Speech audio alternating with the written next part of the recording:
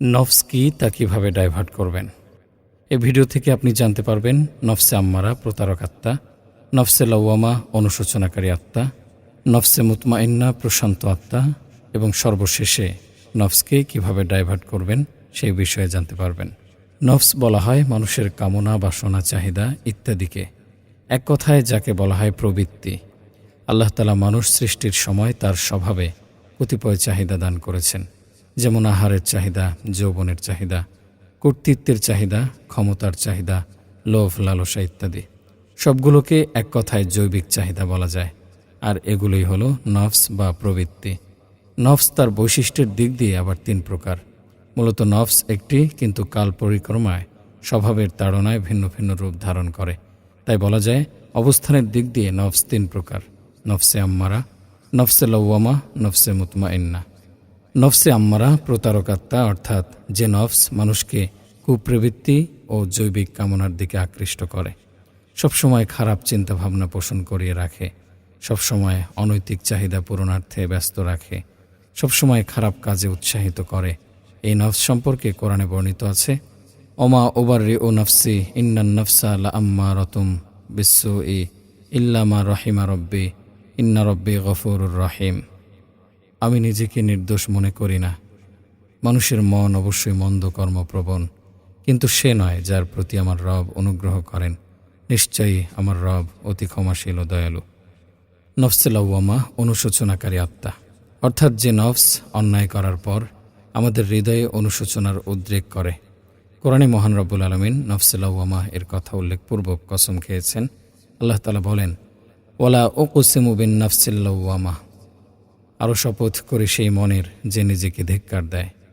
তাফসিরে মারিফুল কোরআনে নফসে লাওয়ামা সম্পর্কে বলা হয়েছে, নফসে লাওয়ামা এমন একটি নফস যা নিজের কাজকর্মের হিসাব নিয়ে নিজেকে ধিক্কার দেয়, অর্থাৎ কৃত গুনাহ অথবা ওয়াজিব কর্মে ত্রুটির কারণে নিজেকে ভৎসনা করে। সৎকর্ম সম্পর্কেও নিজেকে এই বলে তিরস্কার করে, আরও বেশি সৎকাজ সম্পাদন করে উচ্চ মর্যাদা লাভ করলে না কেন। হযরত হাসান বসরি রাহিমাহুল্লাহ নফসে লাওয়ামা এর তাফসির করেছেন নফসে মুমিনা। তিনি বলেন, আল্লাহর কসম, মুমিন তো নিজেকে সর্বদা সর্বাবস্থায় ধিক্কার দেয়। সৎকর্মসমূহেও আপন কর্মে অভাব ও ত্রুটি অনুভব করে, কেননা আল্লাহর হক পুরোপুরি আদায় করা সাধ্যাতীত ব্যাপার। ফলে তার দৃষ্টিতে ত্রুটি থাকে এবং তার জন্য নিজেকে ধিক্কার দেয়। নফসে মুতমাইন্না প্রশান্ত আত্মা, অর্থাৎ যে নফস সকল কালিমা থেকে মুক্ত এবং যাবতীয় মহৎ ভাবনায় পরিতৃপ্ত, সমস্ত খারাপ কর্মপ্রবণতা থেকে মুক্ত। এ প্রশান্ত আত্মা সম্পর্কে মহান আল্লাহ সুবহানাহু ওয়া তাআলা বলেন, ইয়া আইয়াতুহান নফসুল মুতমাইন্না ইরজিই ইলা রব্বিকি রাদিয়াতাম মারদিয়া। হে প্রশান্ত আত্মা, তুমি তোমার পালনকর্তার কাছে ফিরে যাও, সন্তুষ্ট ও সন্তোষভাজন হয়ে। তাফসিরে মারিফুল কোরআনে নফসে মুতমাইন্না সম্পর্কে বলা হয়েছে, এ নফস আল্লাহর প্রতি তার সৃষ্টিগত ও আইনগত বিধিবিধানে সন্তুষ্ট। আল্লাহও তার প্রতি সন্তুষ্ট। মহান রব্বুল আলামিন এসব প্রশান্ত নফসকে সম্বোধন করে বলেন, আমার বিশেষ বান্দাদের কাতারভুক্ত হয়ে যাও এবং আমার জান্নাতে প্রবেশ করো। মূলত নফস একটি, অবস্থা ভেদে তার গুণে পরিবর্তন আসে। নফস আমাদের কর্মের দ্বারা পরিবর্তিত হয়। যদি তা লাগামহীন হয়ে যায় তখন তা আম্মারায় পরিণত হয়, কিন্তু যখন নফসে লাগাম পরানো হয়, তার গোলামি পরিত্যাগ করা হয়, তখন ধীরে ধীরে তা মুতমাইন্নায় পরিণত হয়। এজন্যই বলা হয় নফসে আম্মারা প্রায় সকলের মধ্যে বিদ্যমান। তাই আমাদের সর্বপ্রথম কাজ হচ্ছে নফসে আম্মারাকে নফসে মুতমাইন্নায় ডাইভার্ট করা, যাতে নফসের গোলামি থেকে রক্ষা পাওয়া যায় এবং তার প্ররোচনা থেকে নিজেকে দূরে রাখা যায়। নফসকে কিভাবে ডাইভার্ট করবেন? নফসে আম্মারার কাজ হচ্ছে সর্বদা খারাপ কাজের প্ররোচনা দেয়া। নফসে আম্মারা সবসময় আপনাকে আমাকে খারাপ কাজের প্রতি উৎসাহ প্রদান করে। আর অন্যদিকে নফসে মুতমাইন্না সর্বদা আল্লাহ ও রাসূল সাল্লাল্লাহু আলাইহি সাল্লামের হুকুম আহকামের প্রতি যত্নবান। সর্বদা এই নফস আপনাকে আমাকে ভালো কাজের প্রতি উৎসাহ দিতে থাকে। সুতরাং যার নফস নফসে আম্মারা, সে সবসময় শুধু গুনাহের দিকেই ধাবিত হতে থাকে। আর যার নফস নফসে মুতমাইন্না, সে সবসময় কল্যাণকর কাজের দিকে এগিয়ে থাকে। তাই গুনাহ থেকে বেঁচে থাকতে এবং বেশি বেশি নেক কাজ করতে আমাদের নফসে আম্মারাকে নফসে মুতমাইন্নায় পরিণত করতে হবে। এখন কথা হচ্ছে, এই নফসে আম্মারাকে কিভাবে নফসে মুতমাইন্নায় ডাইভার্ট করবেন? বেশি কিছু নয়, শুধু নফসের বিরুদ্ধে জোর জবরদস্তি। জানেন, সব কিছুর মূলে হচ্ছে এই নফস। এ নফসের চাহিদার ব্যাপারে যদি জোর জবরদস্তি করা যায়, তবে এই নফস আম্মারা থেকে এমনি এমনি নফসে মুতমাইন্নায় পরিণত হবে। আর এটা যদি করতে পারেন, তবে মনে করবেন বিরাট এক অর্জন ছুঁতে যাচ্ছেন। যা হোক, আমরা সবসময় নফসের চাহিদাকে প্রাধান্য দিচ্ছি। শরীয়তের নির্দেশ, তোমরা জামাতের সাথে নামাজ আদায় করো। আর নফস বলে, আরে আজকে বাসায় নামাজ পড়। একদিন বাসায় নামাজ পড়লে তেমন ক্ষতি হয়ে যাবে না, নামাজ আদায় হলেই তো হলো। এটাই হচ্ছে আম্মারার কাজ। আপনার ক্ষেত্রেও যদি এরকম হয়ে থাকে, জামাতে যাওয়ার নিয়ত করলে ভিতর থেকে এরকম বাধা আসে, তবে বুঝে নেবেন আপনার নফস এখন আর মুতমাইন্নায়ের পর্যায়ে নেই, তা আম্মারায় পরিণত হয়েছে। এমত অবস্থায় আপনার উচিত নফসকে ইসলাহ করা, তাকে আম্মারা থেকে মুতমাইন্নায় ডাইভার্ট করা। নফসকে ইসলাহ করার জন্য এরকম পরিস্থিতিতে আপনাকে নফসের ওপর জোর জবরদস্তি চালাতে হবে। তখন যদি আপনি নফসের বিরুদ্ধে জোর জবরদস্তি না করে বাসায় নামাজ পড়ে নেন, তাহলে কেমন জানি নফসের বিরুদ্ধে আপনি পরাজয় বরণ করে নিলেন। আর যদি তার বিরুদ্ধে গিয়ে তার সাথে লড়াই করে মসজিদে যেতে পারেন, তাহলে নিঃসন্দেহে আপনি নফসের ওপর বিজয় অর্জন করলেন। আপনি সালাম ফিরিয়ে নামাজ শেষ করে জিকির করবেন বলে প্রস্তুতি নিচ্ছেন। এমন সময় নফস বলে, আরে ওঠ, জিকির রাস্তায়ও করতে পারবে। এই বলে নফস আপনাকে ধোঁকা দিতে চাইল। আপনিও নফসের কথা মতো উঠে গেলেন, নফসের চাহিদার প্রাধান্য দিয়ে দিলেন। দিনই আলোচনা চলছে, 5 মিনিট শুনতেই অধৈর্য হয়ে গেছেন। অপরদিকে ক্রিকেট খেলা দেখছেন, ঘন্টার পর ঘন্টা অতিবাহিত হচ্ছে। মনে হচ্ছে মাত্রই খেলা দেখতে শুরু করলেন। কোরআন তেলাওয়াত করতে বসেছেন, 5 মিনিট তেলাওয়াত করতেই মনে হয় 1 ঘন্টা তেলাওয়াত করে ফেলেছেন। অন্যদিকে প্রেমের উপন্যাস পড়তে বসেছেন, ঘন্টার পর ঘন্টা অতিবাহিত হচ্ছে, টেরই পাচ্ছেন না। এগুলোই নফসে আম্মারার কাজ। এমত অবস্থায় নফসের ওপর জোর জবরদস্তি করে যদি তার ডাইভার্ট করতে না পারেন, তবে ধ্বংস অনিবার্য। নফসের প্রলোভন, নফসের প্ররোচনা, নফসের ধোঁকা, নফসের গোলামি থেকে রক্ষা পেতে অবশ্যই তাকে আম্মারা থেকে ডাইভার্ট করে মুতমাইন্নায় রূপান্তর করতে হবে। অন্যথায় নফসের মায়াজালে আবদ্ধ হয়ে দুনিয়া আখেরাত উভয় জগৎই হারাতে হবে। তাই নফসকে ইসলাহ করার জন্য, আম্মারা থেকে মুতমাইন্নায় ডাইভার্ট করার জন্য অবশ্যই নফসের ওপর জোর জবরদস্তি চালাতে হবে। নফস যা চাইবে তা করা যাবে না, সবসময়ের বিপরীত করতে হবে। কারণ নফসে আম্মারা সারাক্ষণ আপনাকে আমাকে খারাপ কাজের দিকে উৎসাহ দেবে। কে সবচেয়ে বড় শত্রু, শয়তান নাকি নফস? শয়তান হচ্ছে অ্যাডভাইজার আর নফস হচ্ছে অ্যাসিস্ট্যান্ট ম্যানেজার। শয়তান পরামর্শ দিয়ে থাকে আর নফস তা বাস্তবায়ন করে। শয়তান মানুষকে পাপ কাজের পথ দেখিয়ে দেয়, আর নফস আপনাকে আমাকে নিয়ে সে পথে হাঁটে। তো দেখা যাচ্ছে নফস এবং শয়তান দুটোই আমাদের শত্রু। আমাদের দ্বারা যতগুলো পাপ কাজ সংঘটিত হয়, সব কিছুর পিছনে এ দুজনের হাত রয়েছে। তাহলে কে সবচেয়ে বড় শত্রু, শয়তান নাকি নফস? অনেককে দেখা যায় বিভিন্ন পাপ কাজ করার পর বলে থাকে, আরে ভাই আর বলবেন না, শয়তানের ধোঁকায় পড়ে এটা করে ফেলেছি, ওটা করে ফেলেছি। একবারও কিন্তু বলে না নফসের ধোঁকায় এটা করেছি, নফসের ধোঁকায় ওটা করেছি। সে মনে করে শয়তানই তার সবচেয়ে বড় শত্রু। অথচ নফস নামক এক ভয়ঙ্কর শত্রু যে তার অভ্যন্তরে বসে আছে, সেটা কি তার খেয়াল আছে? নফস আপনাকে আমাকে নিয়ে খেলছে, তার ইচ্ছা মতো নাচাচ্ছে। আর আজ আপনি আমি ভাবছি শয়তানই সবচেয়ে বড় শত্রু। নফস আবার কিসের শত্রু? আচ্ছা বলুন তো, শুধুমাত্র শয়তানই যদি আমাদেরকে গোমরাহ করে, তো শয়তানকে গোমরাহ করেছে কে? শয়তানই যদি আমাদেরকে পথভ্রষ্ট করে, তো শয়তানকে পথভ্রষ্ট করল কে? শয়তানের পূর্বে তো কোনো শয়তান ছিল না, তাহলে শয়তানকে দিগ্ভ্রান্ত করল কে? শয়তানকে দিগ্ভ্রান্ত করেছে তার নফস। নফস তাকে অহংকারী বানিয়েছে, নফস তাকে উদ্ধত করেছে, নফস তাকে দিশেহারা করেছে, নফস তাকে পথভ্রষ্ট করেছে। এতদ সত্ত্বেও কেন আজ নফসের ব্যাপারে আমরা এত উদাসীন? ইবলিশ অনেক ইবাদত গুজারি ছিল, সে পথভ্রষ্ট হওয়ার আগে এত বেশি ইবাদত বন্দেগী করেছে, তার সেই ইবাদতের সাথে আমাদের ইবাদতের তুলনা করলে নিজের ইবাদতকে খুবই স্বল্প মনে হবে। এতদ সত্ত্বেও নফস কিন্তু তাকে দিগ্ভ্রান্ত করে দিয়েছে। তাহলে এই নফস আপনাকে আমাকে দিশেহারা করার জন্য কি যথেষ্ট নয়? এই নফস আপনাকে আমাকে বিপদগামী করার জন্য যথেষ্ট নয়? তাহলে আজ নফসের ব্যাপারে কেন এত বেখেয়াল? আরে পাপ কাজের চিন্তা চেতনা লালন করে এই নফস, পাপ কাজ সম্পাদন করে এই নফস, পাপ কাজের পরিকল্পনা করে এই নফস। আর শয়তান, শয়তান তো কেবল পরামর্শ দেয়, পথ দেখিয়ে দেয়। এজন্যই তো ময়দানে মাহাশরে শয়তান বলবে, আমার কি দোষ? আমি তো তোর হাত ধরে গুনাহ করাইনি, আমি তো কেবল রাস্তা দেখিয়েছি, বাকি সব তো তুই নিজেই করেছিস। শয়তান যদিও কথা বলবে, তবু সে অপরাধী। যা হোক, যেটা বলছিলাম, শয়তান আমাদের বড় শত্রু নাকি নফস? এখন নিজেই চিন্তা করে দেখুন, কে আমাদের বড় শত্রু, শয়তান নাকি নফস? মনে রাখবেন, শয়তানের পূর্বে কিন্তু কোনো শয়তান ছিল না। নফস তাকে পথভ্রষ্ট করেছে। তাই ধরে নিন, আমাদের সবচেয়ে বড় শত্রু নফস। এটা আমাদের ভিতরেই অবস্থান করে। এটাই আমাদের বড় শত্রু। এই নফসের উপর যদি লাগাম দেয়া যায়, তবে শয়তানের পরামর্শ কোনো কাজে আসবে না। নফস ঠিক হলে শয়তান আপনাকে কখনোই বিভ্রান্ত করতে পারবে না। মনে রাখবেন, নফস কিন্তু শয়তানের বন্ধু। এ বন্ধুর হাত ধরেই শয়তান আমাদের মধ্যে বিচরণ করে। শয়তান সর্বপ্রথম নফসের সাথে বন্ধুত্ব করে, অতঃপর তাকে বিভিন্ন পাপ কাজের পরামর্শ দেয় এবং বিভিন্ন অশ্লীল নোংরা কাজকে তার কাছে সুশোভিত করে তোলে। ফলে নফস তখন সে কাজ বাস্তবায়নে মরিয়া হয়ে যায়। তাই সর্বপ্রথম আমাদের নফসকে পরিশুদ্ধ করতে হবে, নফসের ওপর লাগাম দিতে হবে। যদি নফসের ওপর লাগাম না দিই, তাহলে শয়তান এসে নফসের সাথে বন্ধুত্ব করে আপনার আমার ওপর পাপের বোঝা চাপিয়ে দেবে। আমরা জানতে পেরেছি নফস এবং শয়তানের মধ্যে একটা যোগসূত্র রয়েছে। তাদের পরস্পরের মধ্যে একটা কমিউনিকেশন রয়েছে।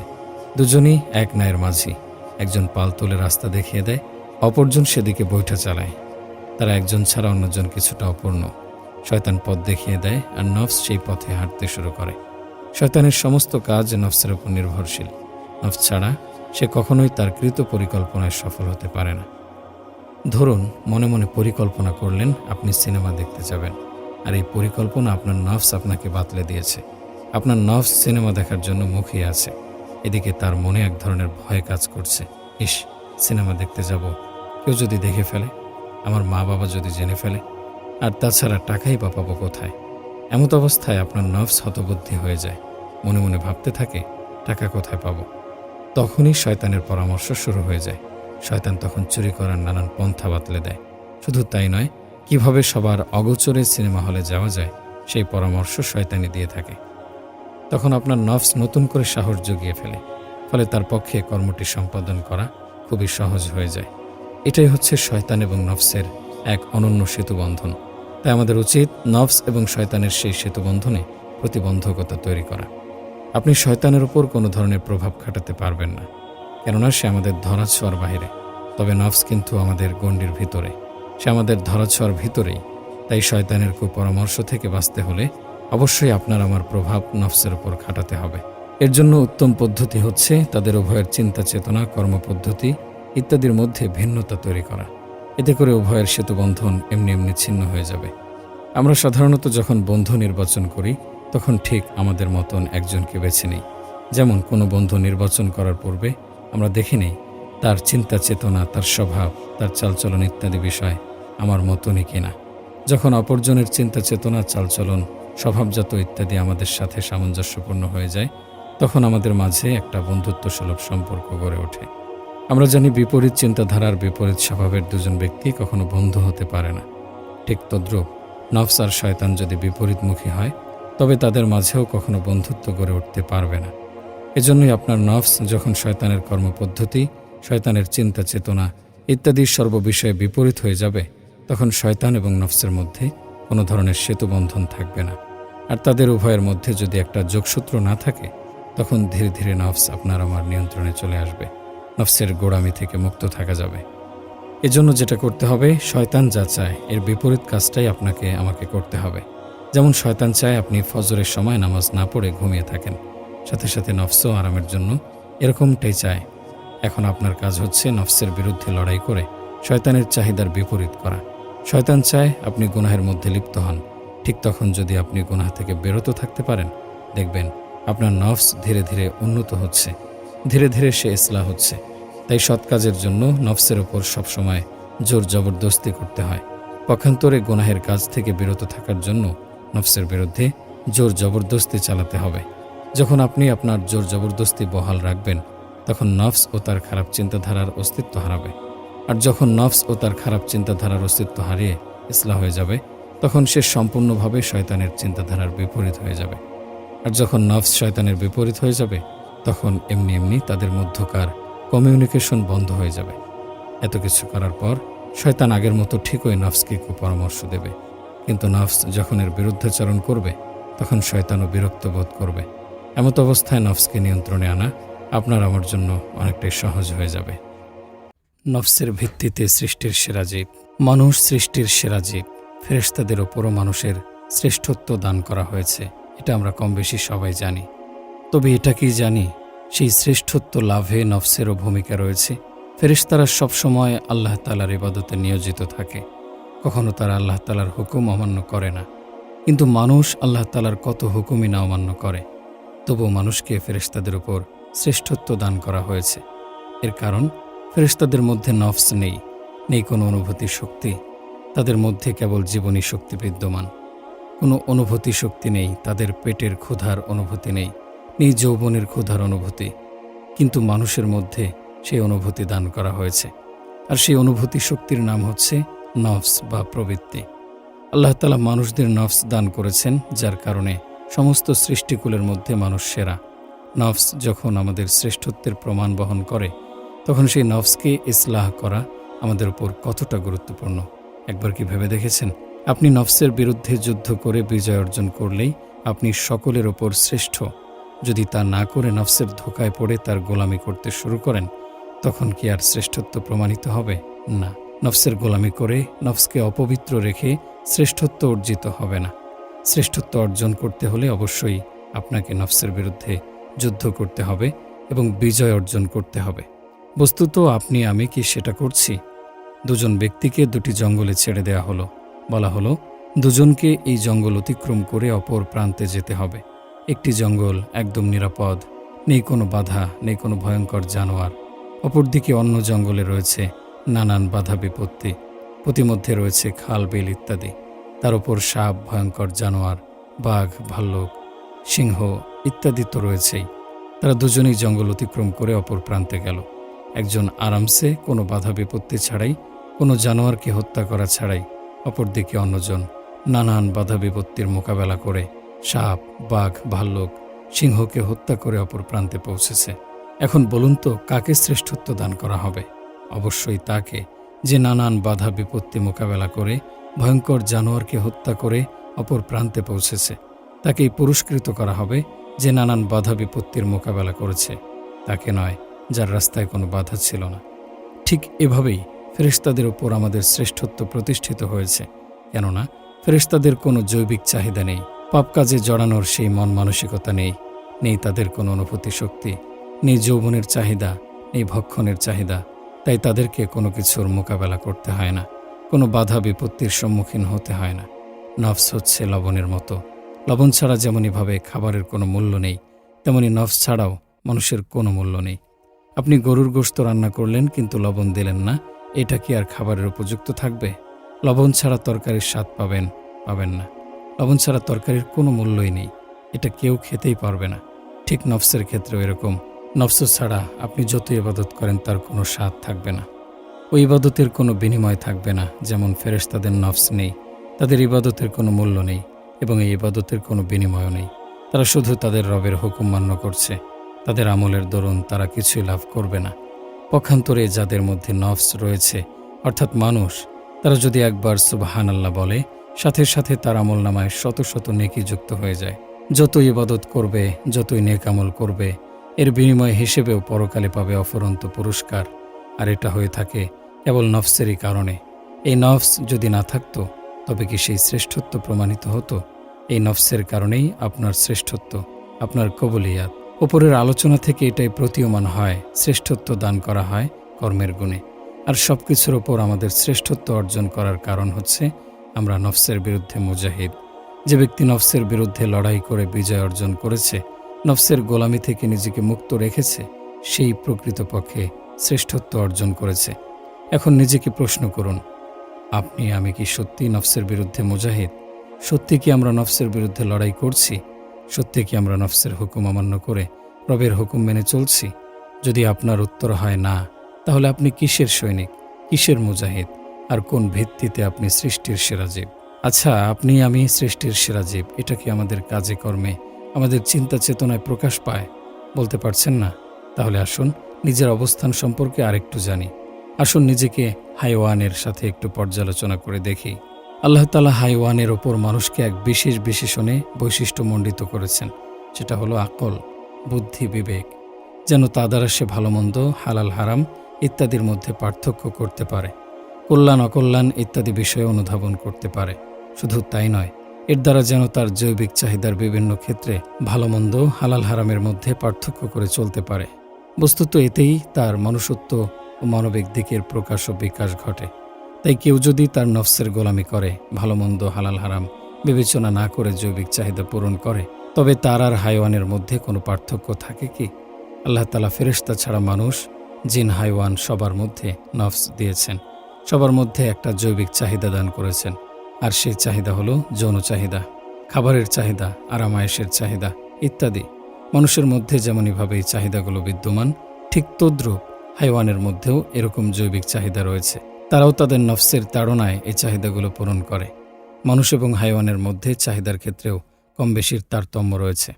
তবে হাইওয়ান এবং মানুষের মধ্যে পার্থক্য করার জন্য মানুষকে এক অনন্য বৈশিষ্ট্য দান করা হয়েছে, যেন সে এটার মাধ্যমে ভালো মন্দ সব কিছু পার্থক্য করতে পারে, হালাল হারাম চিহ্নিত করে জীবনযাপন করতে পারে। কিন্তু আজকাল দেখা যায় নফসের তাড়নায় কিছু মানুষ তাদের আকল, বিবেক, বুদ্ধি সব হারিয়ে ফেলেছে। ফলে সবকিছু তার পশুসুলভ হয়ে গেছে। বস্তুত হাইওয়ান কেবল তাদের জৈবিক চাহিদা পূরণে ব্যস্ত। পেট আর লিঙ্গ হচ্ছে তাদের চিন্তার সর্বোচ্চ স্তর। তাই বলা যেতে পারে মানুষের মধ্যে যারা শুধু জৈবিক চাহিদা পূরণ করতে ব্যস্ত, পেট আর লিঙ্গ তাদের চিন্তার সর্বোচ্চ স্তর, তারা তো পশুর চেয়েও আরও বেশি নিকৃষ্ট। পশুর চেয়ে আরও বেশি নিকৃষ্ট এ কারণে যে মানুষের জৈবিক চাহিদা পূরণ করার জন্য শরীয়তের কিছু বিধিনিষেধ রয়েছে কিছু সীমাবদ্ধতা। তাই সে যদি জৈবিক চাহিদা পূরণ করার জন্য সীমা অতিক্রম করে ফেলে, তখন তাকে অবশ্যই জবাবদিহি করতে হবে। পক্ষান্তরে পশুর ক্ষেত্রে এরকম সীমাবদ্ধতা নেই তাদের কোনো বিধিনিষেধ, নেই কোনো হিসাব নিকাশের দায়বদ্ধতা। কিন্তু মানুষ, এখানে আমি কেন পশুর আলোচনা করেছি এ কারণে যে আজকাল অনেক মানুষ পশুসুলভ হয়ে গেছে। তারা তাদের বিবেক, বুদ্ধি সবকিছু খুইয়ে ফেলেছে। তারা এখন আর ভালো মন্দের মাঝে পার্থক্য করতে পারে না, হালাল হারাম মেনে জীবনযাপন করে না। তাদের জীবন ব্যবস্থা হয়ে গেছে অনেকটা পশুদের মতো। বললাম না, পশুর চিন্তার সর্বোচ্চ স্তর হচ্ছে পেট এবং লিঙ্গ। এখন আমাদের সমাজের কিছু মানুষেরও চিন্তার সর্বোচ্চ স্তর পেট এবং লিঙ্গ। তারা খাওয়া দাওয়া আর যৌবনের চাহিদা মেটানো ছাড়া অন্য কিছু ভাবেই না। তার কারণ হচ্ছে সে নফসের কাছে পরাজিত। তার নফস লাগামহীন, আর এই লাগামহীন নফস তাকে পশুর চেয়েও নিকৃষ্ট বানিয়েছে। নফসকে তুলনা করা যায় জমির সাথে। জমি যখন আগাছায় ভরপুর হয়ে যায়, তখন জমি তার উর্বরতা হারিয়ে ফেলে। ঠিক তদ্রূপ কিছু কিছু নফস যখন ইসলাম বিদ্বেষী নানান কর্মকাণ্ড নামক আগাছায় ভরপুর হয়ে যায়, তখন ওই নফসও তার উর্বরতা হারিয়ে ফেলে। সব জমি এক নয়। কিছু কিছু জমি আছে যাতে উৎকৃষ্ট মানের ফসলের পরিবর্তে নানান ধরনের আগাছা, লতাপাতা, কাটা বৃক্ষ জন্ম নেয়। ঠিক তদ্রূপ কিছু কিছু নফস এরকম যাতে ইসলাম বিদ্বেষী নানান কর্মকাণ্ড, ফিতনা, ফাসাদ, অপসংস্কৃতি, কুফরি, শিরক ইত্যাদি বাসা বাঁধে। এজন্য জমি থেকে উৎকৃষ্ট মানের শস্য পেতে হলে তার যত্ন নিতে হবে, আগাছা পরিষ্কার করতে হবে, উত্তমভাবে হাল চাষ করতে হবে, পরিমাণ মতো পানি দিতে হবে, কীটপতঙ্গের আক্রমণ থেকে বাঁচিয়ে রাখতে হবে। তবেই সেখান থেকে ভালো ফসল আশা করা যাবে। ঠিক আমাদের নফসটাও এরকমই। যখন দেখবেন নফস তার উর্বরতা হারিয়ে ফেলেছে, লাগামহীন হয়ে গেছে, তখনই অনতিবিলম্বে তাকে ইসলাহ করতে হবে। তার প্রয়োজনীয় খাবারের বন্দোবস্ত করতে হবে, যেমন জিকির, আজগার, কোরআন তেলাওয়াত, নফল ইবাদত ইত্যাদি। অতঃপর তার আগাছা পরিষ্কার করতে হবে, তবেই নিজের আত্মিক উন্নয়ন ঘটবে। আর যদি আগাছা মুক্ত না রাখেন, তবে উক্ত আগাছা তাকে সামনে আগাতে দেবে না, নফসকে ইসলাহ করতে সর্বদাই প্রতিবন্ধক হয়ে দাঁড়াবে। এজন্য নফসের মধ্যে যত আগাছা রয়েছে তার সময় থাকতেই ছাঁটাই করতে হবে, যেমন বিভিন্ন বদ অভ্যাস, অশ্লীল চিন্তাভাবনা, খারাপ মনোভাব ইত্যাদি। মনে রাখতে হবে, জমির আগাছা পরিষ্কার করা খুবই সহজ, কিন্তু নফসের আগাছা দূর করা খুবই কঠিন। এজন্য নফসের আগাছা দূর করতে যা যা প্রয়োজন তাই করতে হবে। এক্ষেত্রে নফসের বিরুদ্ধে তো যেতে হবেই, নয়তো আগাছা পরিষ্কার করা সম্ভব নয়। আর যখন আপনি আগাছা পরিষ্কার করার জন্য নফসের বিরুদ্ধে যাবেন, তখন সে হা হুতাশ করতে থাকবে, তার কষ্ট হবে। তাই কষ্টের দিকে তাকিয়ে থাকলে হবে না, নফসের বিরুদ্ধে লড়াই চালিয়ে যেতে হবে। তবেই নফসকে আগাছা মুক্ত করা যাবে। অন্যথায় আগাছায় আচ্ছাদিত হয়ে নফস তার আলোর দিশা হারাবে। নফসের হাতে তুলে দিচ্ছি আমাদের ক্ষতি সাধনের যাবতীয় অস্ত্র। কৃত অপরাধের কারণে সাধারণত অপরাধীদের কারাবন্দী করে রাখা হয়, যেন সে আর কোনো অপরাধ করার সুযোগ না পায়। এমনকি আমরা আমাদের শত্রুদের আক্রমণ থেকে বেঁচে থাকতে তাকে গৃহবন্দী করে রাখার চেষ্টা করি। সে যে সকল জিনিস দ্বারা আমাদের ওপর আক্রমণ করতে পারে, সেসব জিনিস তার হাতের নাগাল থেকে দূরে রাখার চেষ্টা করি। যেন ওই সব ব্যবহার করে আমাদের ওপর আক্রমণ করতে না পারে। মোট কথা, আত্মরক্ষার জন্য যা যা প্রয়োজন সব কিছুরই বন্দোবস্ত করি, কেননা আমরা কেউই চাই না শত্রুর দ্বারা ক্ষতিগ্রস্ত হতে। এজন্য সর্বদাই শত্রুর মোকাবেলায় পূর্ণ প্রস্তুতি নিয়ে থাকি। শত্রুর মোকাবেলায় সজাগ থাকতে হবে, এটাই স্বাভাবিক। কেউ যদি শত্রুর মোকাবেলায় অসতর্ক থাকে তবে সে তার শত্রুর দ্বারা ক্ষতিগ্রস্ত হবে। এটা বলার আর অপেক্ষা রাখে না। কেউ যদি শত্রুর ব্যাপারে গাফেল থাকে তাহলে সুযোগ বুঝে সে আক্রমণ করবেই। একথা ভেবে সকলে তার শত্রুর ব্যাপারে সতর্কতা অবলম্বন করে। একজন সুস্থ মস্তিষ্ক সম্পন্ন ব্যক্তি তার ক্ষতি সাধনকারী ব্যক্তির ব্যাপারে কখনো উদাসীন থাকতে পারে না। আমরা আমাদের শত্রুদের ভয় করি, তার আক্রমণ থেকে বেঁচে থাকার চেষ্টা করি, তার মোকাবেলায় নিজেকে উৎসর্গ করে দেই। পারলে তাকে কারাবন্দী করার চেষ্টা করি, যেন তার আক্রমণের সমস্ত দ্বার বন্ধ হয়ে যায়। অথচ আমরা আমাদের নফসের বিরুদ্ধে কোনো ধরনের ব্যবস্থা নিই না। সে একজন বড় অপরাধী, তবুও তাকে কারাবন্দী করি না। সে আমাদের সবচেয়ে বড় শত্রু, তবু তার বিরুদ্ধে কোনো ব্যবস্থা নেই না। নফস যে সকল হাতিয়ার ব্যবহার করে আমাদের ক্ষতি সাধনের চেষ্টা করছে, তা থেকে বেঁচে থাকার চেষ্টা তো দূরের কথা, উল্টো তার হাতেই সকল উপকরণ তুলে দিচ্ছি। যদি একজন শত্রুর হাতে ক্ষতি সাধনের অস্ত্র তুলে দেওয়ার হয়, তখন সে আমাদের ওপর আক্রমণ করবে, আমাদের ক্ষতি করবে, আমাদের বিপদে নিপতিত করবে। এটাই তো স্বাভাবিক। ঠিক নফসের ক্ষেত্রেও এরকম। আমরা যদি আমাদের নফসের হাতে ক্ষতি সাধনের যাবতীয় আসবাব, যাবতীয় উপায় উপকরণ তুলে দেই, তখন সে আমাদের ক্ষতি না করে কি হাত গুটিয়ে বসে থাকবে? এখন আপনার মনে প্রশ্ন জাগতে পারে, আমরা কিভাবে আমাদের নফসের হাতে আমাদের ক্ষতি সাধনের অস্ত্র তুলে দিচ্ছি। আসুন জেনে নেই কিভাবে আমরা আমাদের নফসের হাতে আমাদের ক্ষতি সাধনের যাবতীয় অস্ত্র তুলে দিচ্ছি। আজ আমাদের সমাজ ব্যবস্থা এমন যে কেউ যদি কোনো খারাপ কাজ সম্পাদনের ভিত্তি স্থাপন করে, তখন আমরা তাকে বাধা না দিয়ে সংবর্ধনা জানাই। আমাদের সুশীল সমাজের বক্তব্য হয়, সে যা করছে তাকে করতে দাও, তার কাজে কোনো ধরনের বাধা দিও না, তার স্বাধীনতাকে হরণ করো না। যে ব্যক্তি যে কাজে শান্তি পাচ্ছে তাকে তাই করতে দাও, যে ব্যক্তি যা খেয়ে মজা পাচ্ছে তাকে তাই খেতে দাও। তার কাজে, তার পরিকল্পনায়, তার জীবন ব্যবস্থায় বাধার দেয়াল হয়ে দাঁড়াবে না। বাস্তবতা এটাই, আজকাল খারাপ কাজের কোনো বাধা নেই, না ব্যক্তিত্বের বাধা, না আইনের বাধা, আর না উপায় উপকরণের বাধা। মোট কথা, ব্যক্তি এবং খারাপ কাজের মাঝখানে কোনো দেয়াল নেই। যখন ইচ্ছে তখনই খারাপ কাজ সম্পাদন করতে পারছে, যখন ইচ্ছে তখনই তার শাহওয়াত পূরণ করতে পারছে, যখন ইচ্ছে তখনই মজা ভোগ করতে পারছে। আমরা এই সমস্ত খারাপ কাজের দরজা উন্মোচন করে দিচ্ছি, আর তার সূত্র ধরেই নফস সমস্ত খারাপ কাজ সম্পাদন করছে। আমরা এই নফসের হাতে খারাপ কাজের আসবাবপত্র তুলে দিচ্ছি, ফলে এখন যেভাবে ইচ্ছা সেভাবেই সে খারাপ কাজ সম্পাদন করতে পারছে। অসৎকর্মে রাষ্ট্রীয় কোনো বাধা বিপত্তি নেই, ছেলে মেয়ে অবাধে মেলামেশা করছে, এ ব্যাপারে আইনানুগ কোনো ব্যবস্থা নেই। পার্ক, মল, থিয়েটারে ছেলেমেয়ের নির্জন বাসেও নেই কোনো বাধা, ফলে নফস তার অশ্লীল মনোবৃত্তি খুব সহজেই পূরণ করতে পারছে।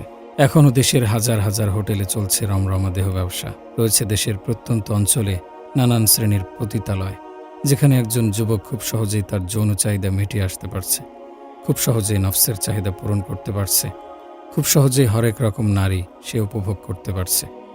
আজ শিশু থেকে শুরু করে বয়োবৃদ্ধ সবার হাতে স্মার্টফোন। বাচ্চারাও আজকাল অ্যাডাল্ট ফিল্মের সাথে পরিচিত। এই মোবাইল যুগের পূর্বে 18 বছরের একজন যুবক যা চিনত না, আজ 8 বছরের বাচ্চাও তা চেনে। ফলে একটা ছেলে কিশোর অবস্থায় পর্ণ আসক্ত হয়ে পড়ছে, খুব সহজেই মোবাইলে নীল ছবি দেখে নফসে আম্মারার চাহিদা পূরণ করতে পারছে। এছাড়াও অসংখ্য বিষয় রয়েছে যা সমাজ ব্যবস্থার সাথে সংশ্লিষ্ট। সমাজের এই চিত্রের কারণে নফস খুব সহজেই তার চাহিদা নিবারণ করতে পারছে, খুব সহজেই সে আমাদের ব্যবহার করে নানান অপকর্ম সম্পাদন করতে পারছে। আমরা খুব সহজেই তার হাতে সকল অশ্লীলতার উপকরণ তুলে দিচ্ছি, ফলে হাতের নাগালে পেয়ে সে আরও বেশি নিকৃষ্ট পথে হাঁটছে। খুব সহজেই তা ব্যবহার করে আমাদের ক্ষতি সাধন করছে, আমাদের দ্বারা যাবতীয় অশ্লীল মনোবৃত্তি পূরণ করছে। অথচ আমরা ভুলে বসেছি সে আমাদের সবচেয়ে বড় শত্রু। তার আক্রমণ থেকে বাঁচতে, তাকে প্রতিহত করতে উচিত ছিল সতর্কতা অবলম্বন করা, তার মোকাবেলায় পূর্ণ প্রস্তুতি গ্রহণ করা। সে যে সকল উপকরণ ব্যবহার করে আমাদেরকে ধ্বংসের দিকে নিয়ে যাচ্ছে তা উৎখাত করা, প্রয়োজনে তাকে কারাবন্দী করা, যেন তার কোনো কর্ম পরিকল্পনা আমাদের উপর বাস্তবায়িত না হয়, কোনো চাহিদা যেন আমাদের ব্যবহার করে বাস্তবায়ন করতে না পারে। কিন্তু আফসোস, আজ আমরা তার ব্যাপারে খুবই উদাসীন, তার বিরুদ্ধে লড়াই করার মনোভাব প্রকাশ করি না, উল্টো তার হাতেই তুলে দেই আমাদের ক্ষতি সাধনের সকল মাধ্যম। এজন্য সর্বপ্রথম নফসের অশ্লীল কাজ সম্পাদনের মাঝে দেয়াল হয়ে দাঁড়াতে হবে, তার কাজে বাধা হয়ে দাঁড়াতে হবে। কাজ সম্পাদনের যাবতীয় উপায় উপকরণ বন্ধ করতে হবে, তার হাতের নাগাল থেকে যাবতীয় হারাম উপকরণ দূরে রাখতে হবে, নয়তো নফসের বিরুদ্ধে বিজয় লাভ করা প্রায় অসম্ভব। কখনো নফসের চাহিদার পরিসমাপ্তি ঘটবে না, যত দিবেন ততই চাইবে। যখন আপনি নফসের চাহিদা অনুপাতে চলবেন, তখন সে আপনাকে আস্তমতো ব্যবহার করবে। সে আপনাকে এভাবে ধোঁকা দেবে। নফস বলে, আমার আম খেতে ইচ্ছে করছে, কিন্তু আপনার পকেটে টাকা নেই। তখন নফস বলে, যা চুরি করে নিয়ে আয়, তবু আম খেতে চাই। এমত অবস্থায় আপনি নফসকে বলেন, চুরি করা ভালো না, তাই চুরি করা যাবে না। তখন নফস বলে, আরে আজকেই তো, আর করব না। তখন আপনি নফসের ধোঁকায় পড়ে চুরি করে ফেললেন। একবার আপনাকে দিয়ে চুরি করিয়ে সে ক্ষান্ত হয় না, পরের দিন আবার জাম খাওয়ার জন্য চুরির পথে অগ্রসর করে। এভাবে প্রতিনিয়ত একটার পর একটা নতুন কিছু চাইতেই থাকে, কিন্তু তবু সে পরিতৃপ্ত হয় না।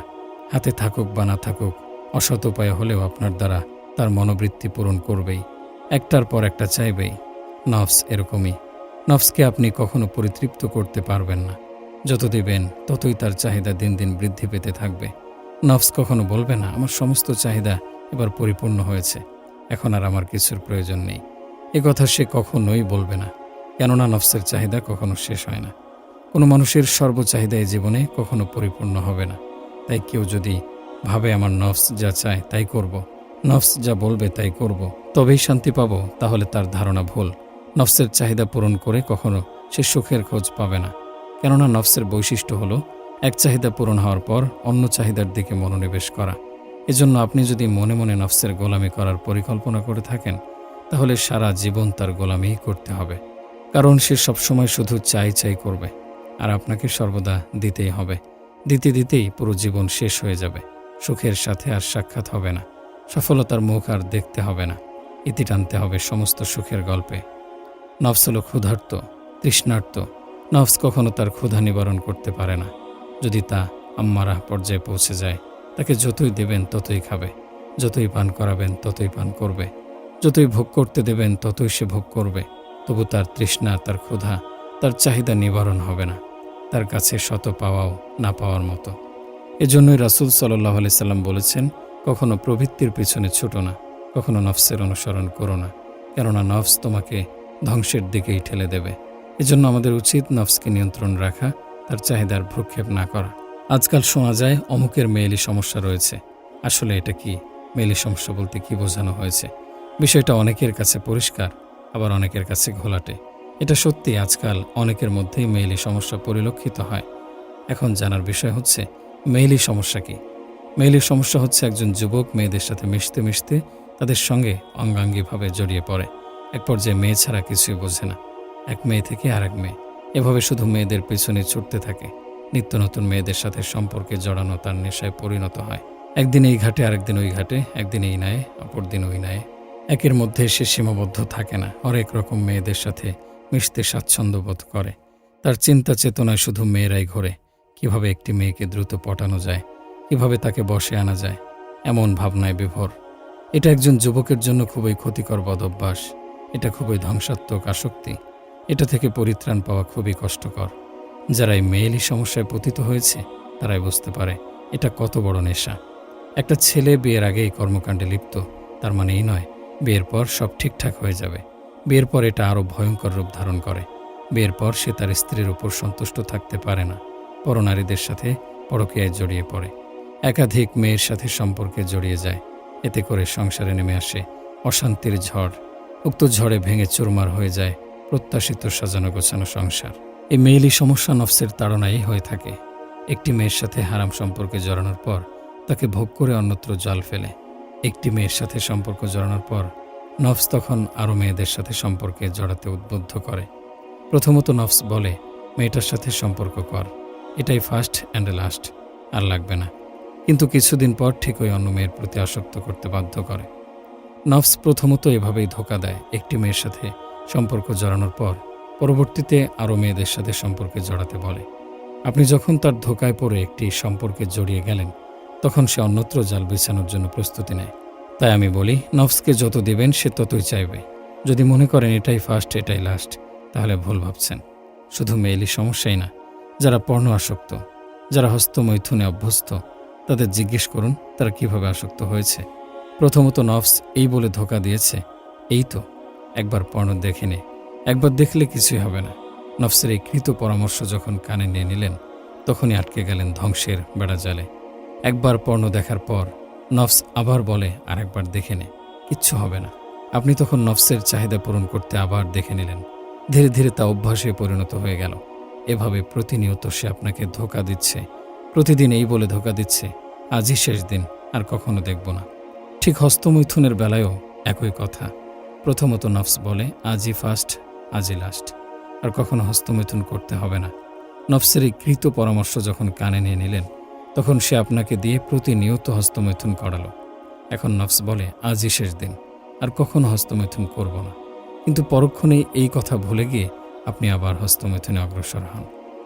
নফস এরকমই, তাকে আপনি যতই দেবেন ততই চাইবে। সে কখনো নির্দিষ্ট সংখ্যার মধ্যে সীমাবদ্ধ থাকে না। একজন মানুষকে সকল অপকর্মে আসক্ত করার পেছনে মূল হচ্ছে এই নফস।